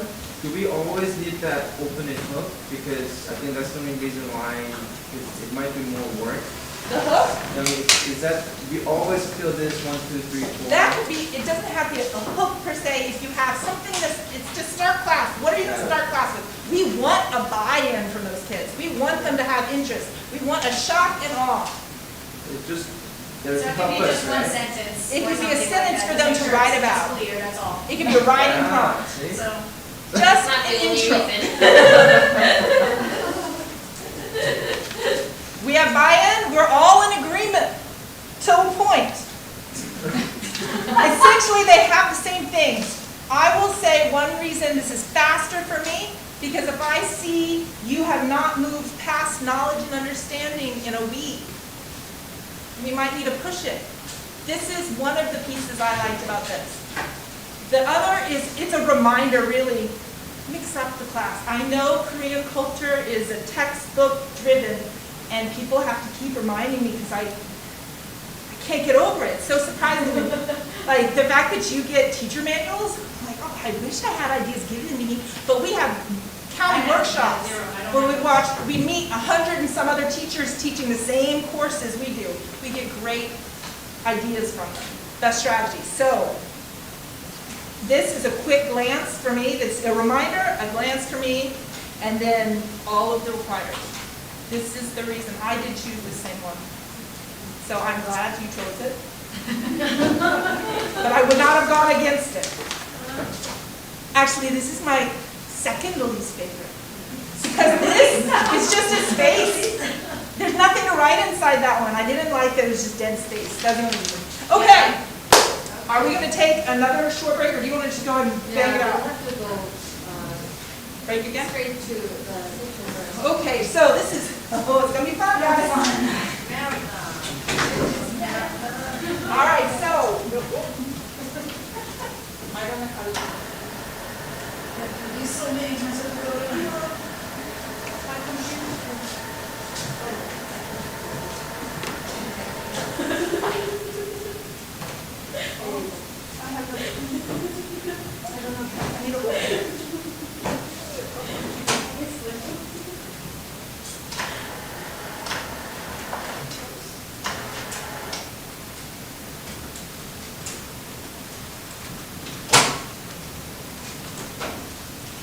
Murphy's Law.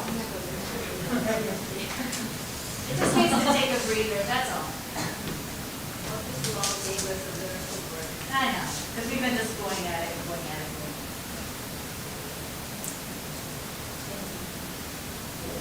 I don't know if we have all of the classroom document camera for every room, but you need to make your requests. If you want something, you need to justify it because it comes from the school purchase. So you need to justify it. If it is really good for the kids, it's almost like a sales pitch. How will the students benefit? Why are you going to do it? So if you want a document camera, great. You need to use it. They're expensive. You don't use downloads, those are more expensive. Okay.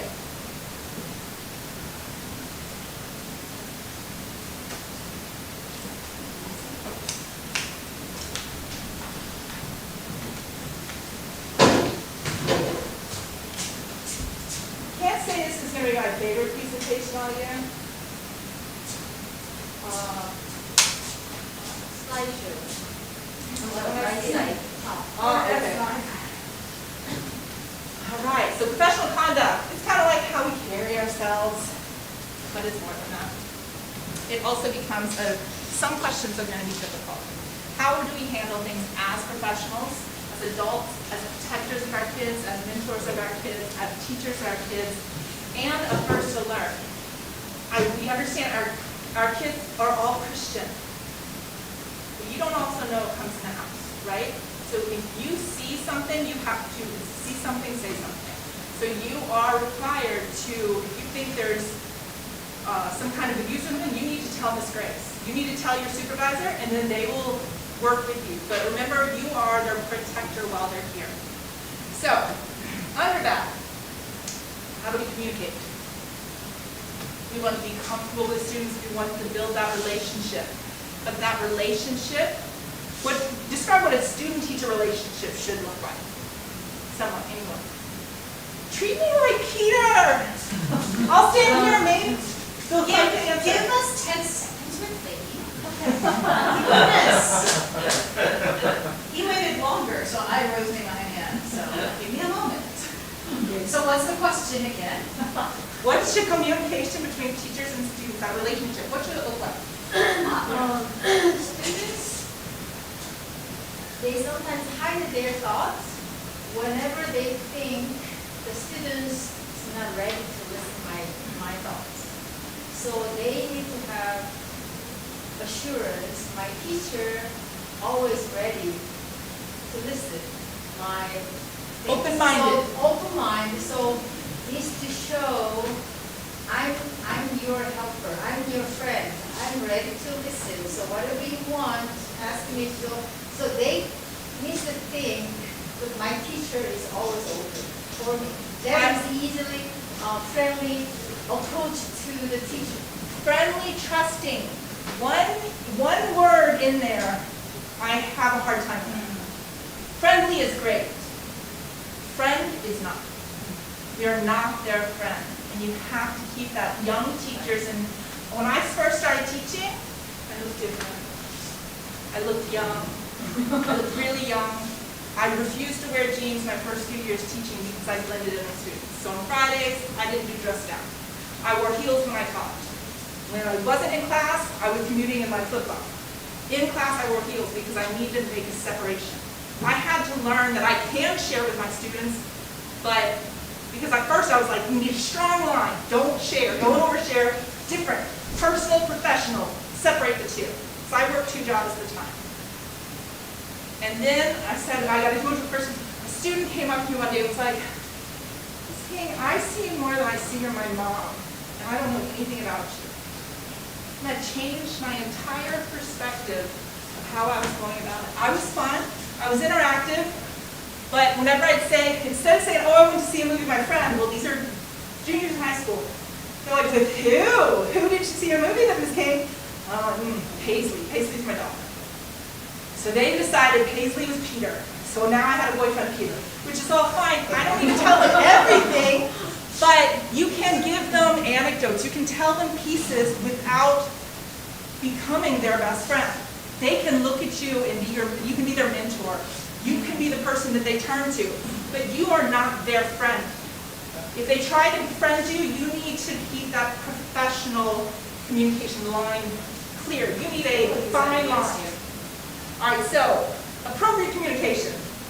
Praise. Positive reinforcement for work or behavior. Let's not say, oh, you're so cute. No. It's stay with, oh, your hair looks nice today. That's for a little child, that's fine. Or, oh, you got a haircut. That's a statement. It is not a compliment. It's nothing. It's just, oh, I noticed this, bless you. You can have just about their student work, their behavior. You're doing so much better. I really like this. We had a teacher last year who always complimented students when they came in. It's great. It builds that, it starts to build that rapport like, oh, Grace does positive reinforcement with me all the time. She tries to do the psychology trick on me. No idea. But does it work? I gave up. I was like, I know what you want. I'm just going to do it. So I joke with her about that. But I know, like, I typically, everyone knows that I have an illness, so I don't typically, I can't wear most things anymore. But I was like, all right, I'll get at least dresses. We'll just buy dresses. They're not going to be cute, but we're in Korea. We don't do big sizes from. All right, so positive reinforcement, it works. Example 1, humor, friendly comments, compliments that are not personal in nature. So, oh, your outfit can be good, but oh, that looks so good on you, or oh, your face is so cute. Leave those compliments for friends, family, everyone else. Let's know when to draw the line with kids. Interaction with students in plain sight with doors open. If you're alone with a student, have a door open. This is to protect yourself You don't want a rumor, an accusation will end your career because an investigation starts. In a school this size, an investigation will ruin you. Whether you had no intent, whether it never happened, it will ruin. It can. Right? Inappropriate communication. Anything flirtatious or sexual, non-negotiable. Risque jokes. Let's not walk the line. We need a clear line. Risky jokes just means too close for comfort, almost on the verge of like a dirty joke. It's an inappropriate joke Yeah, for the inappropriate. setting. That's what risky is. So this is in a professional environment, you stay away from these two. Single out students for favors, even if it's just like, oh, she's just my favorite, or I will take one that will lose the least. If they need to do something, I might ask a student to do it that is above and already knows what we're about to do, maybe. But I'm not going to have the same student, I'm not going to do a favor. It is a no quid pro quo. Quid pro quo. I do something as a favor to you or something in return. So I'm not going to give, if you give me a gift certificate, I have a gift certificate, well in the US we can accept Christmas presents. I got a $50 gift card to Macy's. So I bought new powder. You can accept here, it could be considered quid pro quo. If your parents buy me your month's present, I make sure you get a good grade. This is a very questionable thing in a private school because it is privately funded. You could get away with things like that. So, no gifts, no massages. Don't write someone like personal notes and cards and emails. Let's try to maybe not touch. Think everyone has COVID. Treat everyone like a COVID patient. Cacao, text, social media messages regarding non-academic topics. Cacao, I'm honestly not a fan of Cacao. We just haven't found a workaround. Cacao, you cannot log into your child's system and read it. Only one mobile device at a time. One cell phone. So parents can't see what I send it. It's closed. I dislike that fact. Do they have a group, a class? There's class chats, but if a student has a question, then the student would directly ask the teacher. But we don't need any messaging outside of academic topics. Really, students should use email. Email is official. Email is watched. Email is, even text messages are legally, they can be used as evidence in court. So we shouldn't really, after 7 o'clock, unless it's like, I'm sick, I have the flu, I won't be in for the next 3 days because you send me an assignment. And your response at 8 or 9 o'clock is like, oh no, I hope you're okay, I'll contact you in the morning. That'd be the most you should do. In the evening, it's your private time, it's your time with your family, but it's also not appropriate to be messaging a student when the kid's eating dinner with their parents. Why are they texting you? Like, what does a teacher really need to see you at that point? All right, teasing or sexual, anything over the line, anything that seems like an innuendo, like you might want to date, you might be interested. Unfortunately, I don't know how often in Korea, I had a scandal at our school where news cameras were up because one of our female teachers had a relationship with a female student. So there are clear lines you cannot drop past. Outside, please try to refrain from messaging students outside of school. Usually it can wait. Mr. Na has to work with students for college things. And usually parents are involved. But if it's late at night, I don't like to message anyone after like 9:30. Parents, I can understand parents, parents will message me at 11:30, 12, right? If I'm up, if it isn't convenient, I'll message back. But there's no reason a teacher and a student should be discussing anything at that time. If it's urgent, go to the parent. Go to the parent. Yes? So Korean people, really they text messages like after 10, 11, 12 sometimes. But in American culture, like after 9, but sometimes rude. But here it's very normal, so they have no idea. Texting like 11, they think it's no problem. So normally people do it. So probably it's good for, in a school-wide, parents might have some seminar, please parents not to like after, so that teachers cannot get any message after 9:30. So because normally Korean people, they do like 12 o'clock and some students like they asking me, sometimes 1, some question, I have a teacher, I have a question. It's after 12 o'clock. No problem. That's normal life for them. But over there, and it's not happening.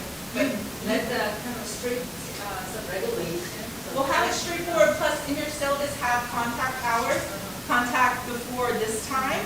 I would not give out your cell phone number ever. They can only contact your Kakao, and you can turn off notifications. After a certain hour, feel very comfortable to not respond unless it's so-and-so's been in an accident. If it's something we need to share, if it's our duty to, yes. But if it's just that it can wait, yes. Okay, so basically what I do is that when it comes to the Kakao messages, I tell them they can send a message anytime because my phone is set to do not disturb. So I tell them, it's like, I won't check the messages. It's like, so if you want to send it, feel free, but I'm not going to check it. It's like, I will check it tomorrow morning. But sometimes they put that there because they don't want to forget. So I think as we've tried many things over 2 years, and then as Ms. An mentioned, it's Korean parents. Even though we want to go 100% strict, it can't be. So as Ms. Park mentioned yesterday, we tell them working hours is 8 through 5. I can be very frequently answering your contacts, but after work I might be late. We can be open to that because there's some emergency situation happening. When I was a homeroom teacher, I had 2 a.m. calling me, and the student was gone. And the student was open just to me. He was contacting me, teacher, I'm in Western dorm. Don't tell my mom that I'm here. And the mom was calling me several times and looking for her daughter. So that type of things can be happening too. It's a hard situation. I know. It doesn't matter. You are responsible for that child. If they put themselves in a situation, you are So there can be emergency, there can be things that the parents want to contact parent teacher. Just tell them I might be not that I can be fast when I go back home. We can be clear about it, and we wouldn't recommend them to contact us over working hours. I think that's fair. I would think it's fair to say within 24 hours you respond to every email. It can be like noting, I've read it, I will contact you later regarding further details once I find out. Like just respond by message by at least midday the next day. If it's imperative, if they're blowing your phone up, just say, I apologize, but I'm in class right now. I will get back to you when I can. And then just leave it at that. They have to understand things. If not, it's emergency. They're calling Sally. Sally will probably get the phone call. So let's just try and refrain. Physical contact. Let's just try and refrain. You need to ask for permission. You need consent for everything now. A lot of people do not like being touched. I don't like massages. I think they hurt. I think it's weird. I had one massage in my lifetime where I go to the spa, and all you have on is a sheet. I don't think that's enough for, coverage for me. So I'm not a toucher. I'm a hugger. I'm not a toucher. Don't come up and no. So it makes me uncomfortable, and I'm counting until you leave me alone. And it's not because I think it's a sexual thing. It's just you're trying to think oh, it's a hard day. If you're going to do that to me, heck no, I'm sorry. This is sit up straight. Oh, your back hurts? Walk away. That's the best you can do. That's Korean style. But let's not dig in there and give nothing. So ideally, we want to do physical contact limited. Limited. Just say, oh, I wish your back felt better. I wish I had Advil for you. I'm sorry for your pain, but we don't need to touch them. Hugging. Hugging, grade 1, 2, they follow, they're crying, they need something. Okay, you can give them a reassurance hug. They're scared. If they're in the 4th grade, they don't usually need that catering as much from you. Let's keep it to grades 1, 2. Miss Yoon, you probably are going to be a no hugger. Anyone below, you can hug, but I still suggest the side hug. The side hug or the church hug. So we have very close, hovering over a student. I'm too tall for me to do it behind them. So act like there's someone here, and for me to look over a student this way, no, over here. You want to get closer, cop squat. It's a good strategy to cop squat. You're on the same level as the student. They like that. They can see you eye to eye. But no, here, no. Is it needed? We're not making clay like pottery. We don't need to touch the hands. In the car, someone reaches and touches your knee. There's an implication there. We don't need to touch knees. We don't need to touch. We all have COVID. There you go. Here, this is almost abuse. I used to do this to my kids. I'm in the U.S. I was totally getting out of a different relation with my kids, but I stopped doing that. It's not like I'm yanking it, but I also used to tell them to flip themselves in the nose because it makes their eye. I won't do it here, don't worry. Here, again, touching.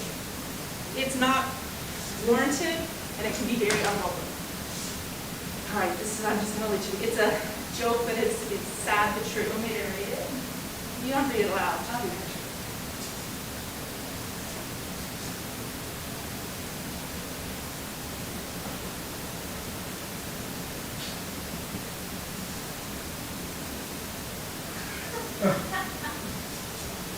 So sometimes, even though a hug is needed, we're in a different world now, but it is just not okay. Things over each era, things that were socially acceptable are not now. And this is one of them. So, high five for this is my high five action. All right, so this hug really just, this was on, when I came to the school, this was on the door from the previous teacher, and this is his greeting. This is what they could choose. One of these every day of the week. And the teacher would be out there. So this is a church hug. No body touch. You always see space. Look here, that isn't, if you saw it better, this over here isn't her shirt. That's white space between. No chest contact. You don't need too much face contact. Again, I'm not much of a hugger. I'm a hugger, not a toucher. My friends would always do the side face kiss. I would lean in and I just make the noise. But I would never actually touch their cheeks because it was awkward for me. I don't kiss my friends. So I just go, if I had a mask, it'd be so much better. Okay, so fist bump. If you're posing for a picture, okay.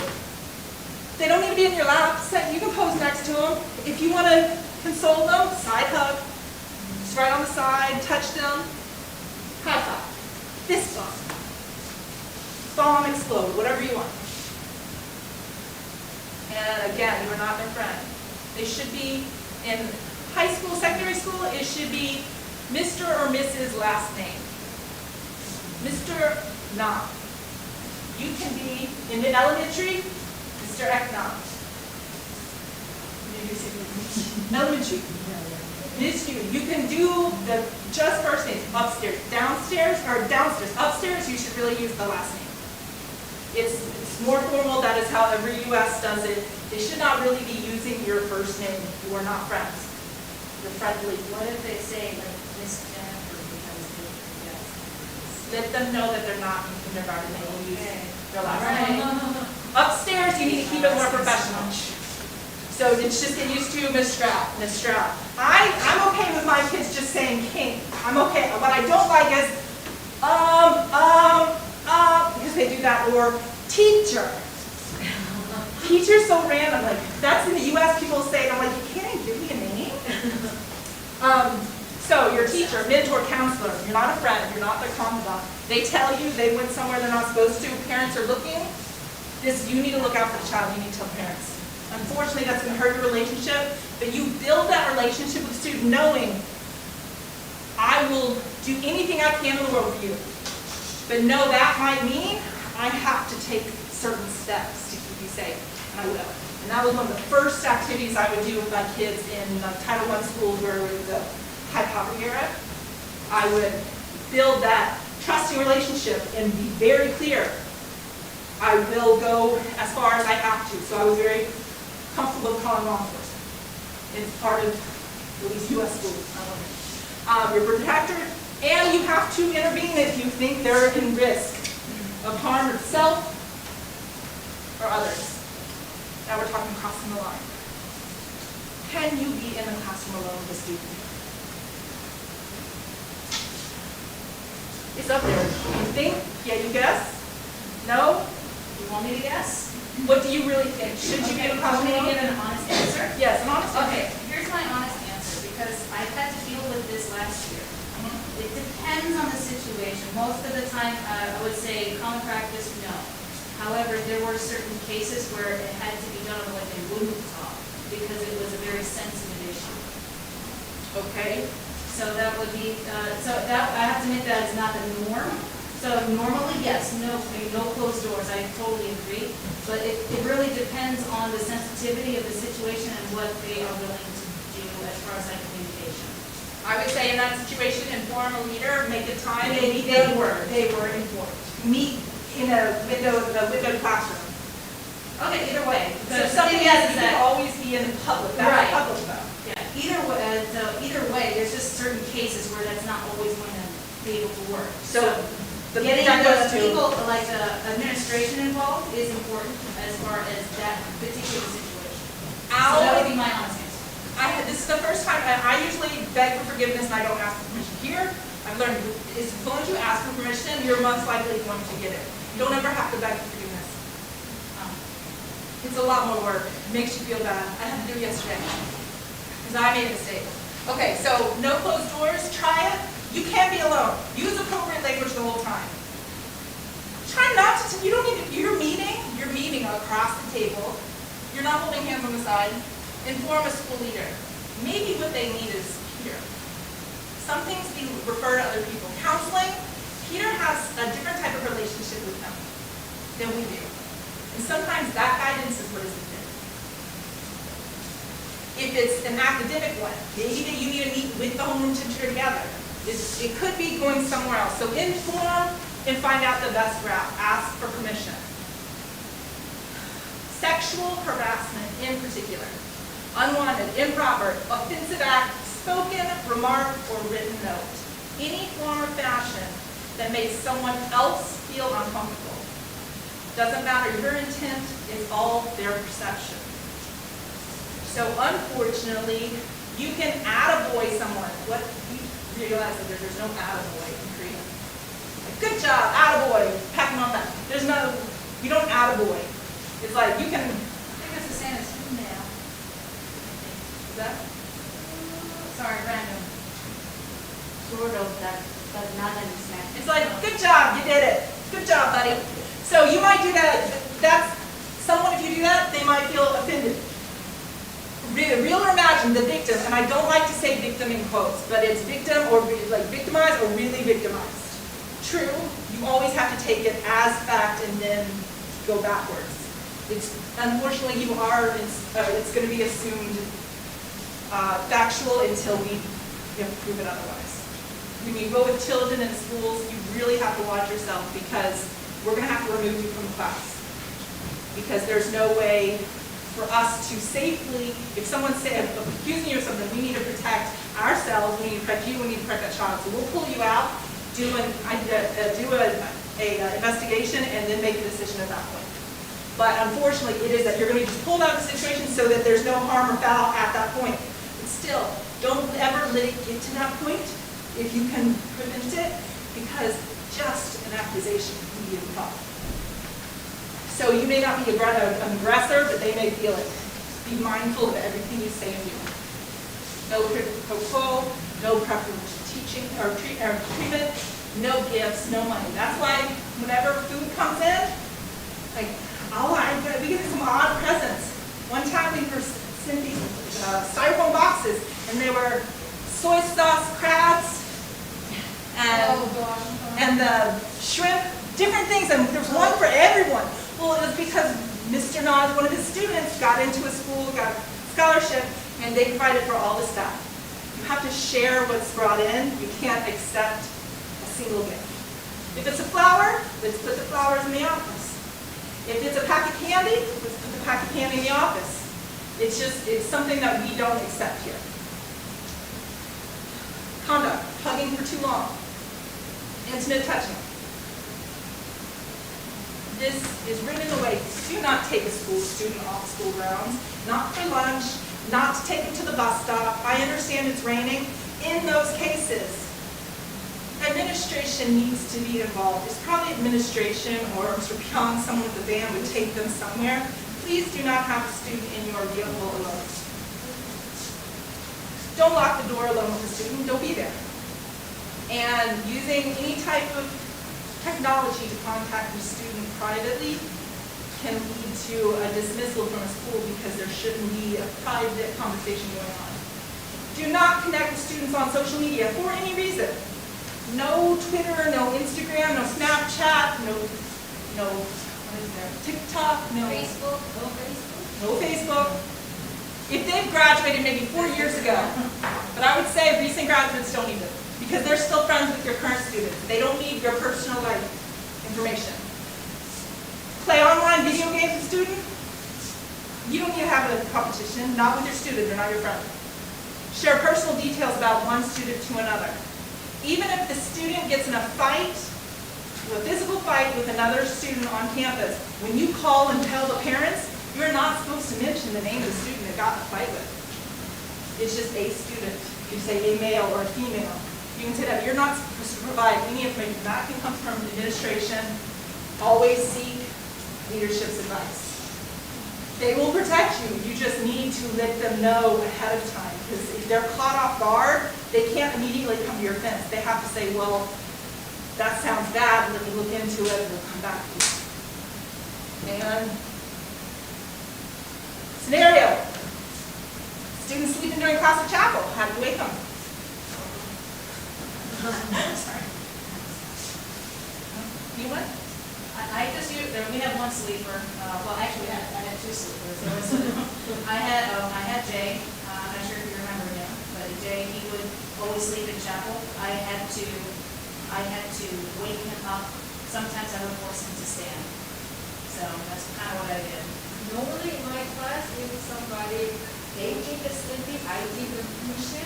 If you think it is really cannot focus on my lessons, and then you can take your textbook and then stand, step back. And if you feel okay, you're not sleeping, and then you come back. So I give them permission so that they can move around. If your body move is awake, so I give them the. It's really, you can do it. It's not Pressure, like, hey, take a step, get a drink of water, we can come back. But how do you wake them up? How are you going to get their attention? Before classes start, I give them the already. So and I just remind, if somebody forgot about it, if they move their body, and so, you can stand, So I give them the reminders. So then, okay, teacher, now he's textbook and the standing, and we listen. If they are, some fall asleep and don't mean to fall asleep, but they do it consistently. I would say at the most, your hands really shouldn't touch more than, that's what I would say, more than a second. Because I'm sorry. It's not like that's too long. You don't need to feel each bone and muscle. 1 or 2 seconds, get on, move on. Oh, what happened? Where'd it go? Why did I back up so much? Okay, so how do you wake them? Pat the shoulder, don't hover. Don't rest your hands. Luckily, as a friend, we live here at church. Teacher-student hugging. Who can hug?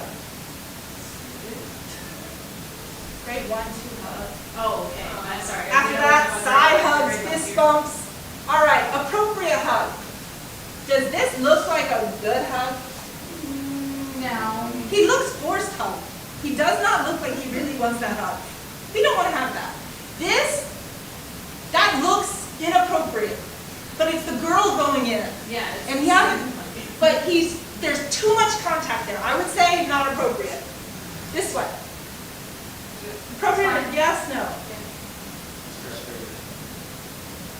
Third grade. It's a side hug, it's okay. This one, first grade, second grade only. I don't like the front body. When you hug a student, you should probably be on their level side. I had a girl at my old school that loved to kiss, but she kissed me on the stomach. The other people were taller, so she would kiss everywhere that she could reach, and they were not appropriate places for some people. So you have to also tell them, like, no, honey, you can't do that. So, side hug. All right, so I didn't even watch this. It's a TikTok. But that is a teacher in the back behind the student. This is a teacher here behind the student. In no way would this be appropriate. We never back hug. You're never the big spoon. You're never the little spoon. We're talking about it. So this is really awkward. You accidentally see up the skirt in class. All right, so actually I picked, because I was very awkward picking this, my Google search isn't very good right now. That's actually a guy sitting there, but if you see somewhere where their legs are they're sitting very restfully, comfortably, and you can see up, what are you going to do? You're a male teacher, you're a female teacher. What do? You tell the whole group sit up straight, so you don't pinpoint to the person that make them uncomfortable. Very good. Stand up and sit down again, everyone, so that they're all sitting straight, erect. You can, anytime where if the skirt's too short, you have one person to go to. That is Mr. Pyong. He's the director of student life. If there's a dress code, he comes to dress code. We need to learn the dress code rules. It is an ID card, driver's license.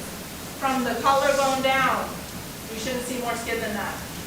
The ID sideways, we shouldn't see more skin than that on the nose or the knee. We need to dress code them. They need to bring in different clothes. They need to do something because it draws the attention of other people. There are some girls that wear skirts that really it draws attention away from class because of it, and whether it's intended or not.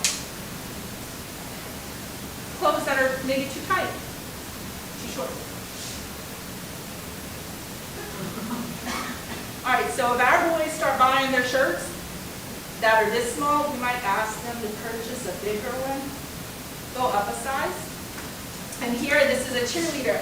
So someone drew, obviously, an appropriate length skirt for her.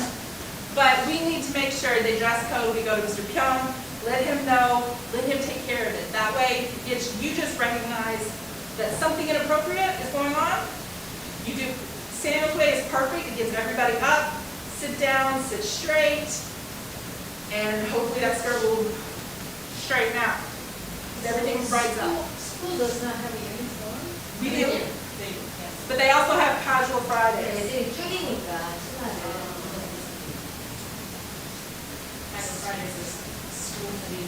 On Fridays, Yeah, that's school. school.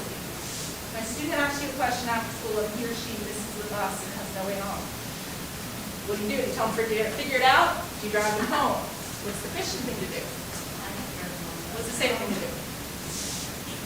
It's hard to say, sorry about your luck, but it's not really safe to put them in your car. What do you do? I'll tell them, context of your mother. I didn't know it. Oh, I didn't know I could do this. Oh, I'm going the wrong way though. Back. New way to do it.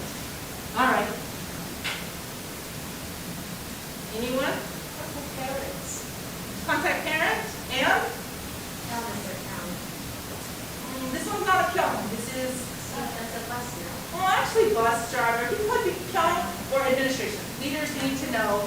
I think I would, as a teacher, I would feel safer have to have a leader drive them to the bus stop than myself. But I'm not going to get mine. Okay, you're watching a clip from a film in class. As noted in your lesson plan, because you always tell us when you're watching clips in class, you didn't notice that there is an overtly sexual scene, and it pops up on screen. It's purely an accident. What do? You have just done a full frontal picture in class.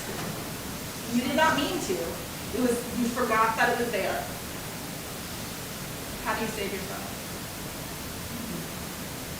You tell kids, don't tell your parents. No, that's not what you do. Do you say you didn't see that? Close your eyes. Cover your eyes. That's what my parents do. Scenes, cover your eyes. I had a total misconception of Johnny Dangerous that is moving on down. I thought, To be honest, I am so scared to death of this situation that I make sure that never happens, so I always double check the scenes before I play anything in class. I am all right, scared so to death. say you thought you have the clip saved, Yes. but then you clicked the wrong one for some reason, and this is not edited. It happens. It is an accident. I haven't had that happen yet. No, this is, hypothetically, Yeah, this I'm happens. just saying. What do you do? I'm just saying. School does not collect their cell phone. No, this is the Well, this is teacher. Administration class, it's a film. Go straight to administration. There's a difference between like a regular film and then an edited film. Apologize. Stop the video. Yeah. Tell the administration. Follow administration's advice. Let them see it. Let them realize what had happened, that you immediately stopped it, and ask their advice on what to do, because they know those students just as well as you do and their parents, because they've been here probably years while you have them. Like for example, I teach. It happens. Mistakes will happen. All right, and emotional student messages on Cow at 9:30 p.m. and wants advice or sends you a funny meme. How do you respond?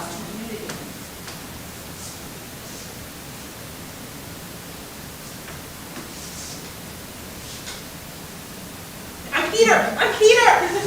Treat me like Peter. Once advice, tell them what you said before, tell them you'll message them in the morning if it's not urgent. Funny meme, don't read it. Leave them on red. Does that understand what that means? You Don't check let them know messages. that cacao, it shows it's been read. Don't respond. You leave them on red, leave it unchecked.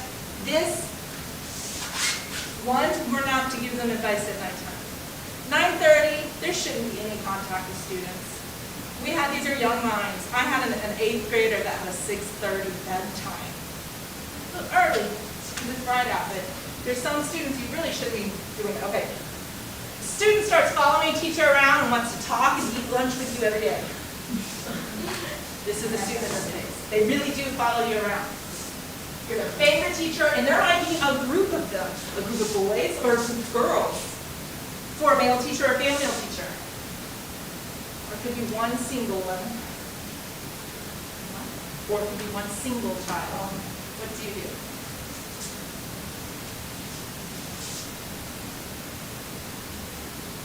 Well, I have several students, very open visit me and try to talk, and they want some kind of counsel from, they want to open what their issues.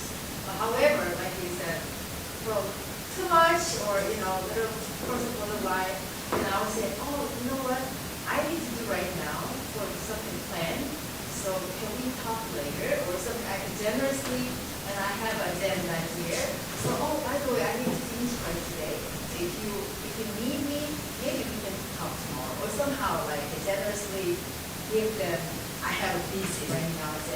So that's the way how to, like, politely, say goodbye. They kind of disinvite. I would say if it's a group, sometimes girls get crushes on their teachers. And they will follow you around like puppy dogs. It's usually girls that do it. And they're unintentionally, intentionally flirting because they just have a crush. It's just a teenage thing. Don't allow it to continue. Please don't allow it to continue. If it is one student that is socially awkward, does not know how to make friends, and tends to want to talk to you, what do you do? Well, there was my ministry actually. I was starting because I had one student really, she didn't have a friend. The only thing she could talk to the teacher. And for a while, actually, intentionally, I was, helping her. I was listening to be a friend. And then eventually, she became she has friends. So until that time, it took a while.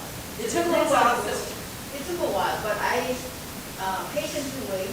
I patiently listen to her story, so that until she gets the good friends, The socially awkward have a hard time making friends, and they don't know how to come into a new environment. We had a student that doesn't speak much Korean join school last year. Socially it's difficult for him, he doesn't speak Korean. You can make conversation, try to join them with other groups, but don't let it continue forever where you're the only one. It's those special circumstances where the student might possibly have social issues. Yes. I had a student similar to that, but again, she was socially awkward. She does it with all the teachers though. So she, I don't know. you know which one I'm talking So about. that's special case. Yeah, so she was a special case, but the thing is that did she eat with me in the lunchtime? Sometimes she would want to eat in the same room, but I always make sure that there is space, lots of space. So I have my own desk, she has her desk way over there. I like boundaries. Boundaries are good. Yep, gotta have a man. Okay, so you're in a, with a jinshila, like sauna? Jintuba. All right, and you see a student. What do you do? It's very awkward. Well, just say hello, and then whatever you do, just separate. It's not really put together in the same together. I would go, I'd leave. Yeah, I would just say, I'm out. The reason is that's the good to tell other students about you. I was once going out on my birthday. It was Friday night. I was all dressed to the nines. I was in my early 20s. I had on like 4-inch heels, fake laugh, and we had just opened a light rail in March City. So I got on the light rail. Only one kid in that seat in the car. There was one that I had trouble with thinking about. I don't know why he was in. He doesn't live near there. And all I did was completely make sure my back was to him. Like I acknowledged each other and then acted like I made sure that you could not see any of my profile at all. And I had friends surrounding me because I didn't want him to take a picture of him.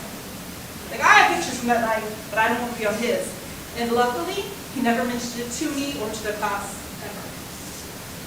Get out, don't do it. If you're a male teacher, a female asks for tutoring after school, it'd be 1-to-1. She doesn't understand the material. You could be a male teacher, or female teacher, or male student. What do you do? I got to go faster. You tutor them. You can tutor them. You just make sure you leave the door open, let people know. Tutor. You can tutor in the library. You can tutor in the cafeteria. Have clear boundaries. Be aware of appearances. The one victimized, I tell you, I feel bad saying victimized or victimized, will be heard. You have to prove yourself innocent. He said, she said, is not enough when you're talking about children. If anything could be misconstrued, be proactive, talk to the leaders, and back the same one, you're not going to fret. That should be, that is it. Was it enough? Don't touch. Don't touch her. Summary. We're good. Don't make me feel awkward, because I have to talk to the parent. I don't want to talk to the parent about this. It's a very awkward situation. So, it happens at every school though. Accidents can be made. A lot of times it is an accident. It's something that was taken in a different way than intended.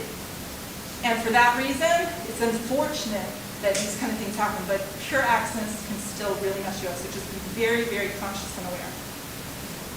Agree? Yep. Yes? Kinda? No? Are we all understanding? 200%. 200%. I need a full buy-in. Yeah. Hedgehog has been ignoring me for a while. Eggnom, I need the thumbs? Thumbs up, thumbs up. All right. Okay. When Hedgehog wakes up and DP Pong wake up, they can tell me. All right. I think it's lunchtime. Oh, it's our free lunch. Not free lunch, it's free time lunch. Free time. I think Just feed yourself. we have some special bread that is yubal. So there's a lot of bread. So please help yourselves. Thank you. Oh, I'm so done. Too much of moving on there. So it's a handle candles. Okay, I'm not in that. And that should be, that we can finally get started. So.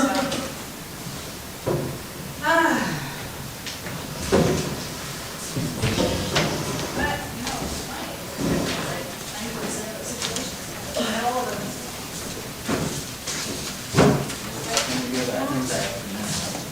Yes, so I think it's going to be delayed a little bit. Probably was. It's like review handbook and some procedures. Oh no, not orientation. No, I think like announcements. Orientation they did yesterday. That's the goal.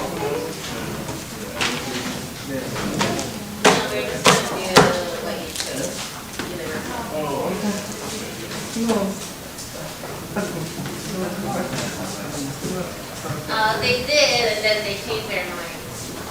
Don't touch. 근데 그 일일이 있어야 되잖아. 그다음에 있잖아. 근데 그래서 물어봤어. As long as I know, then they do stuff right now.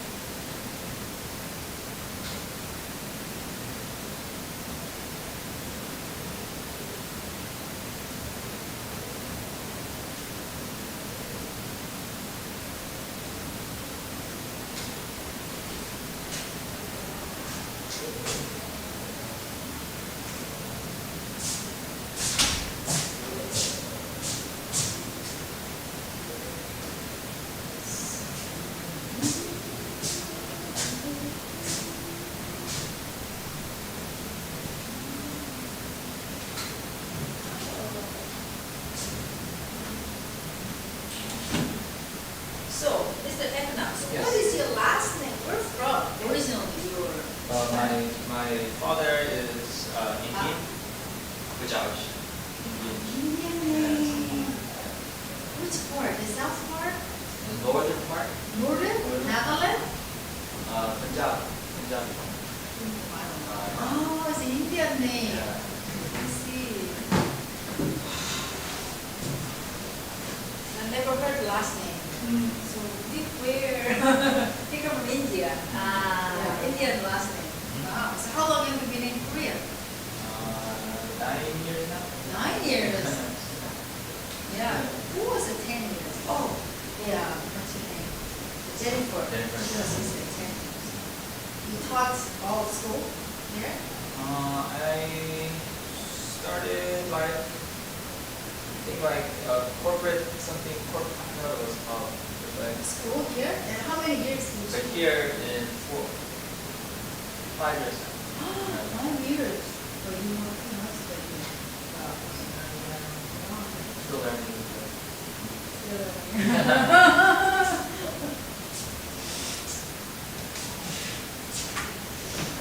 Over high school, I had a colleague, an Indian teacher. Her name is Isha. Isha.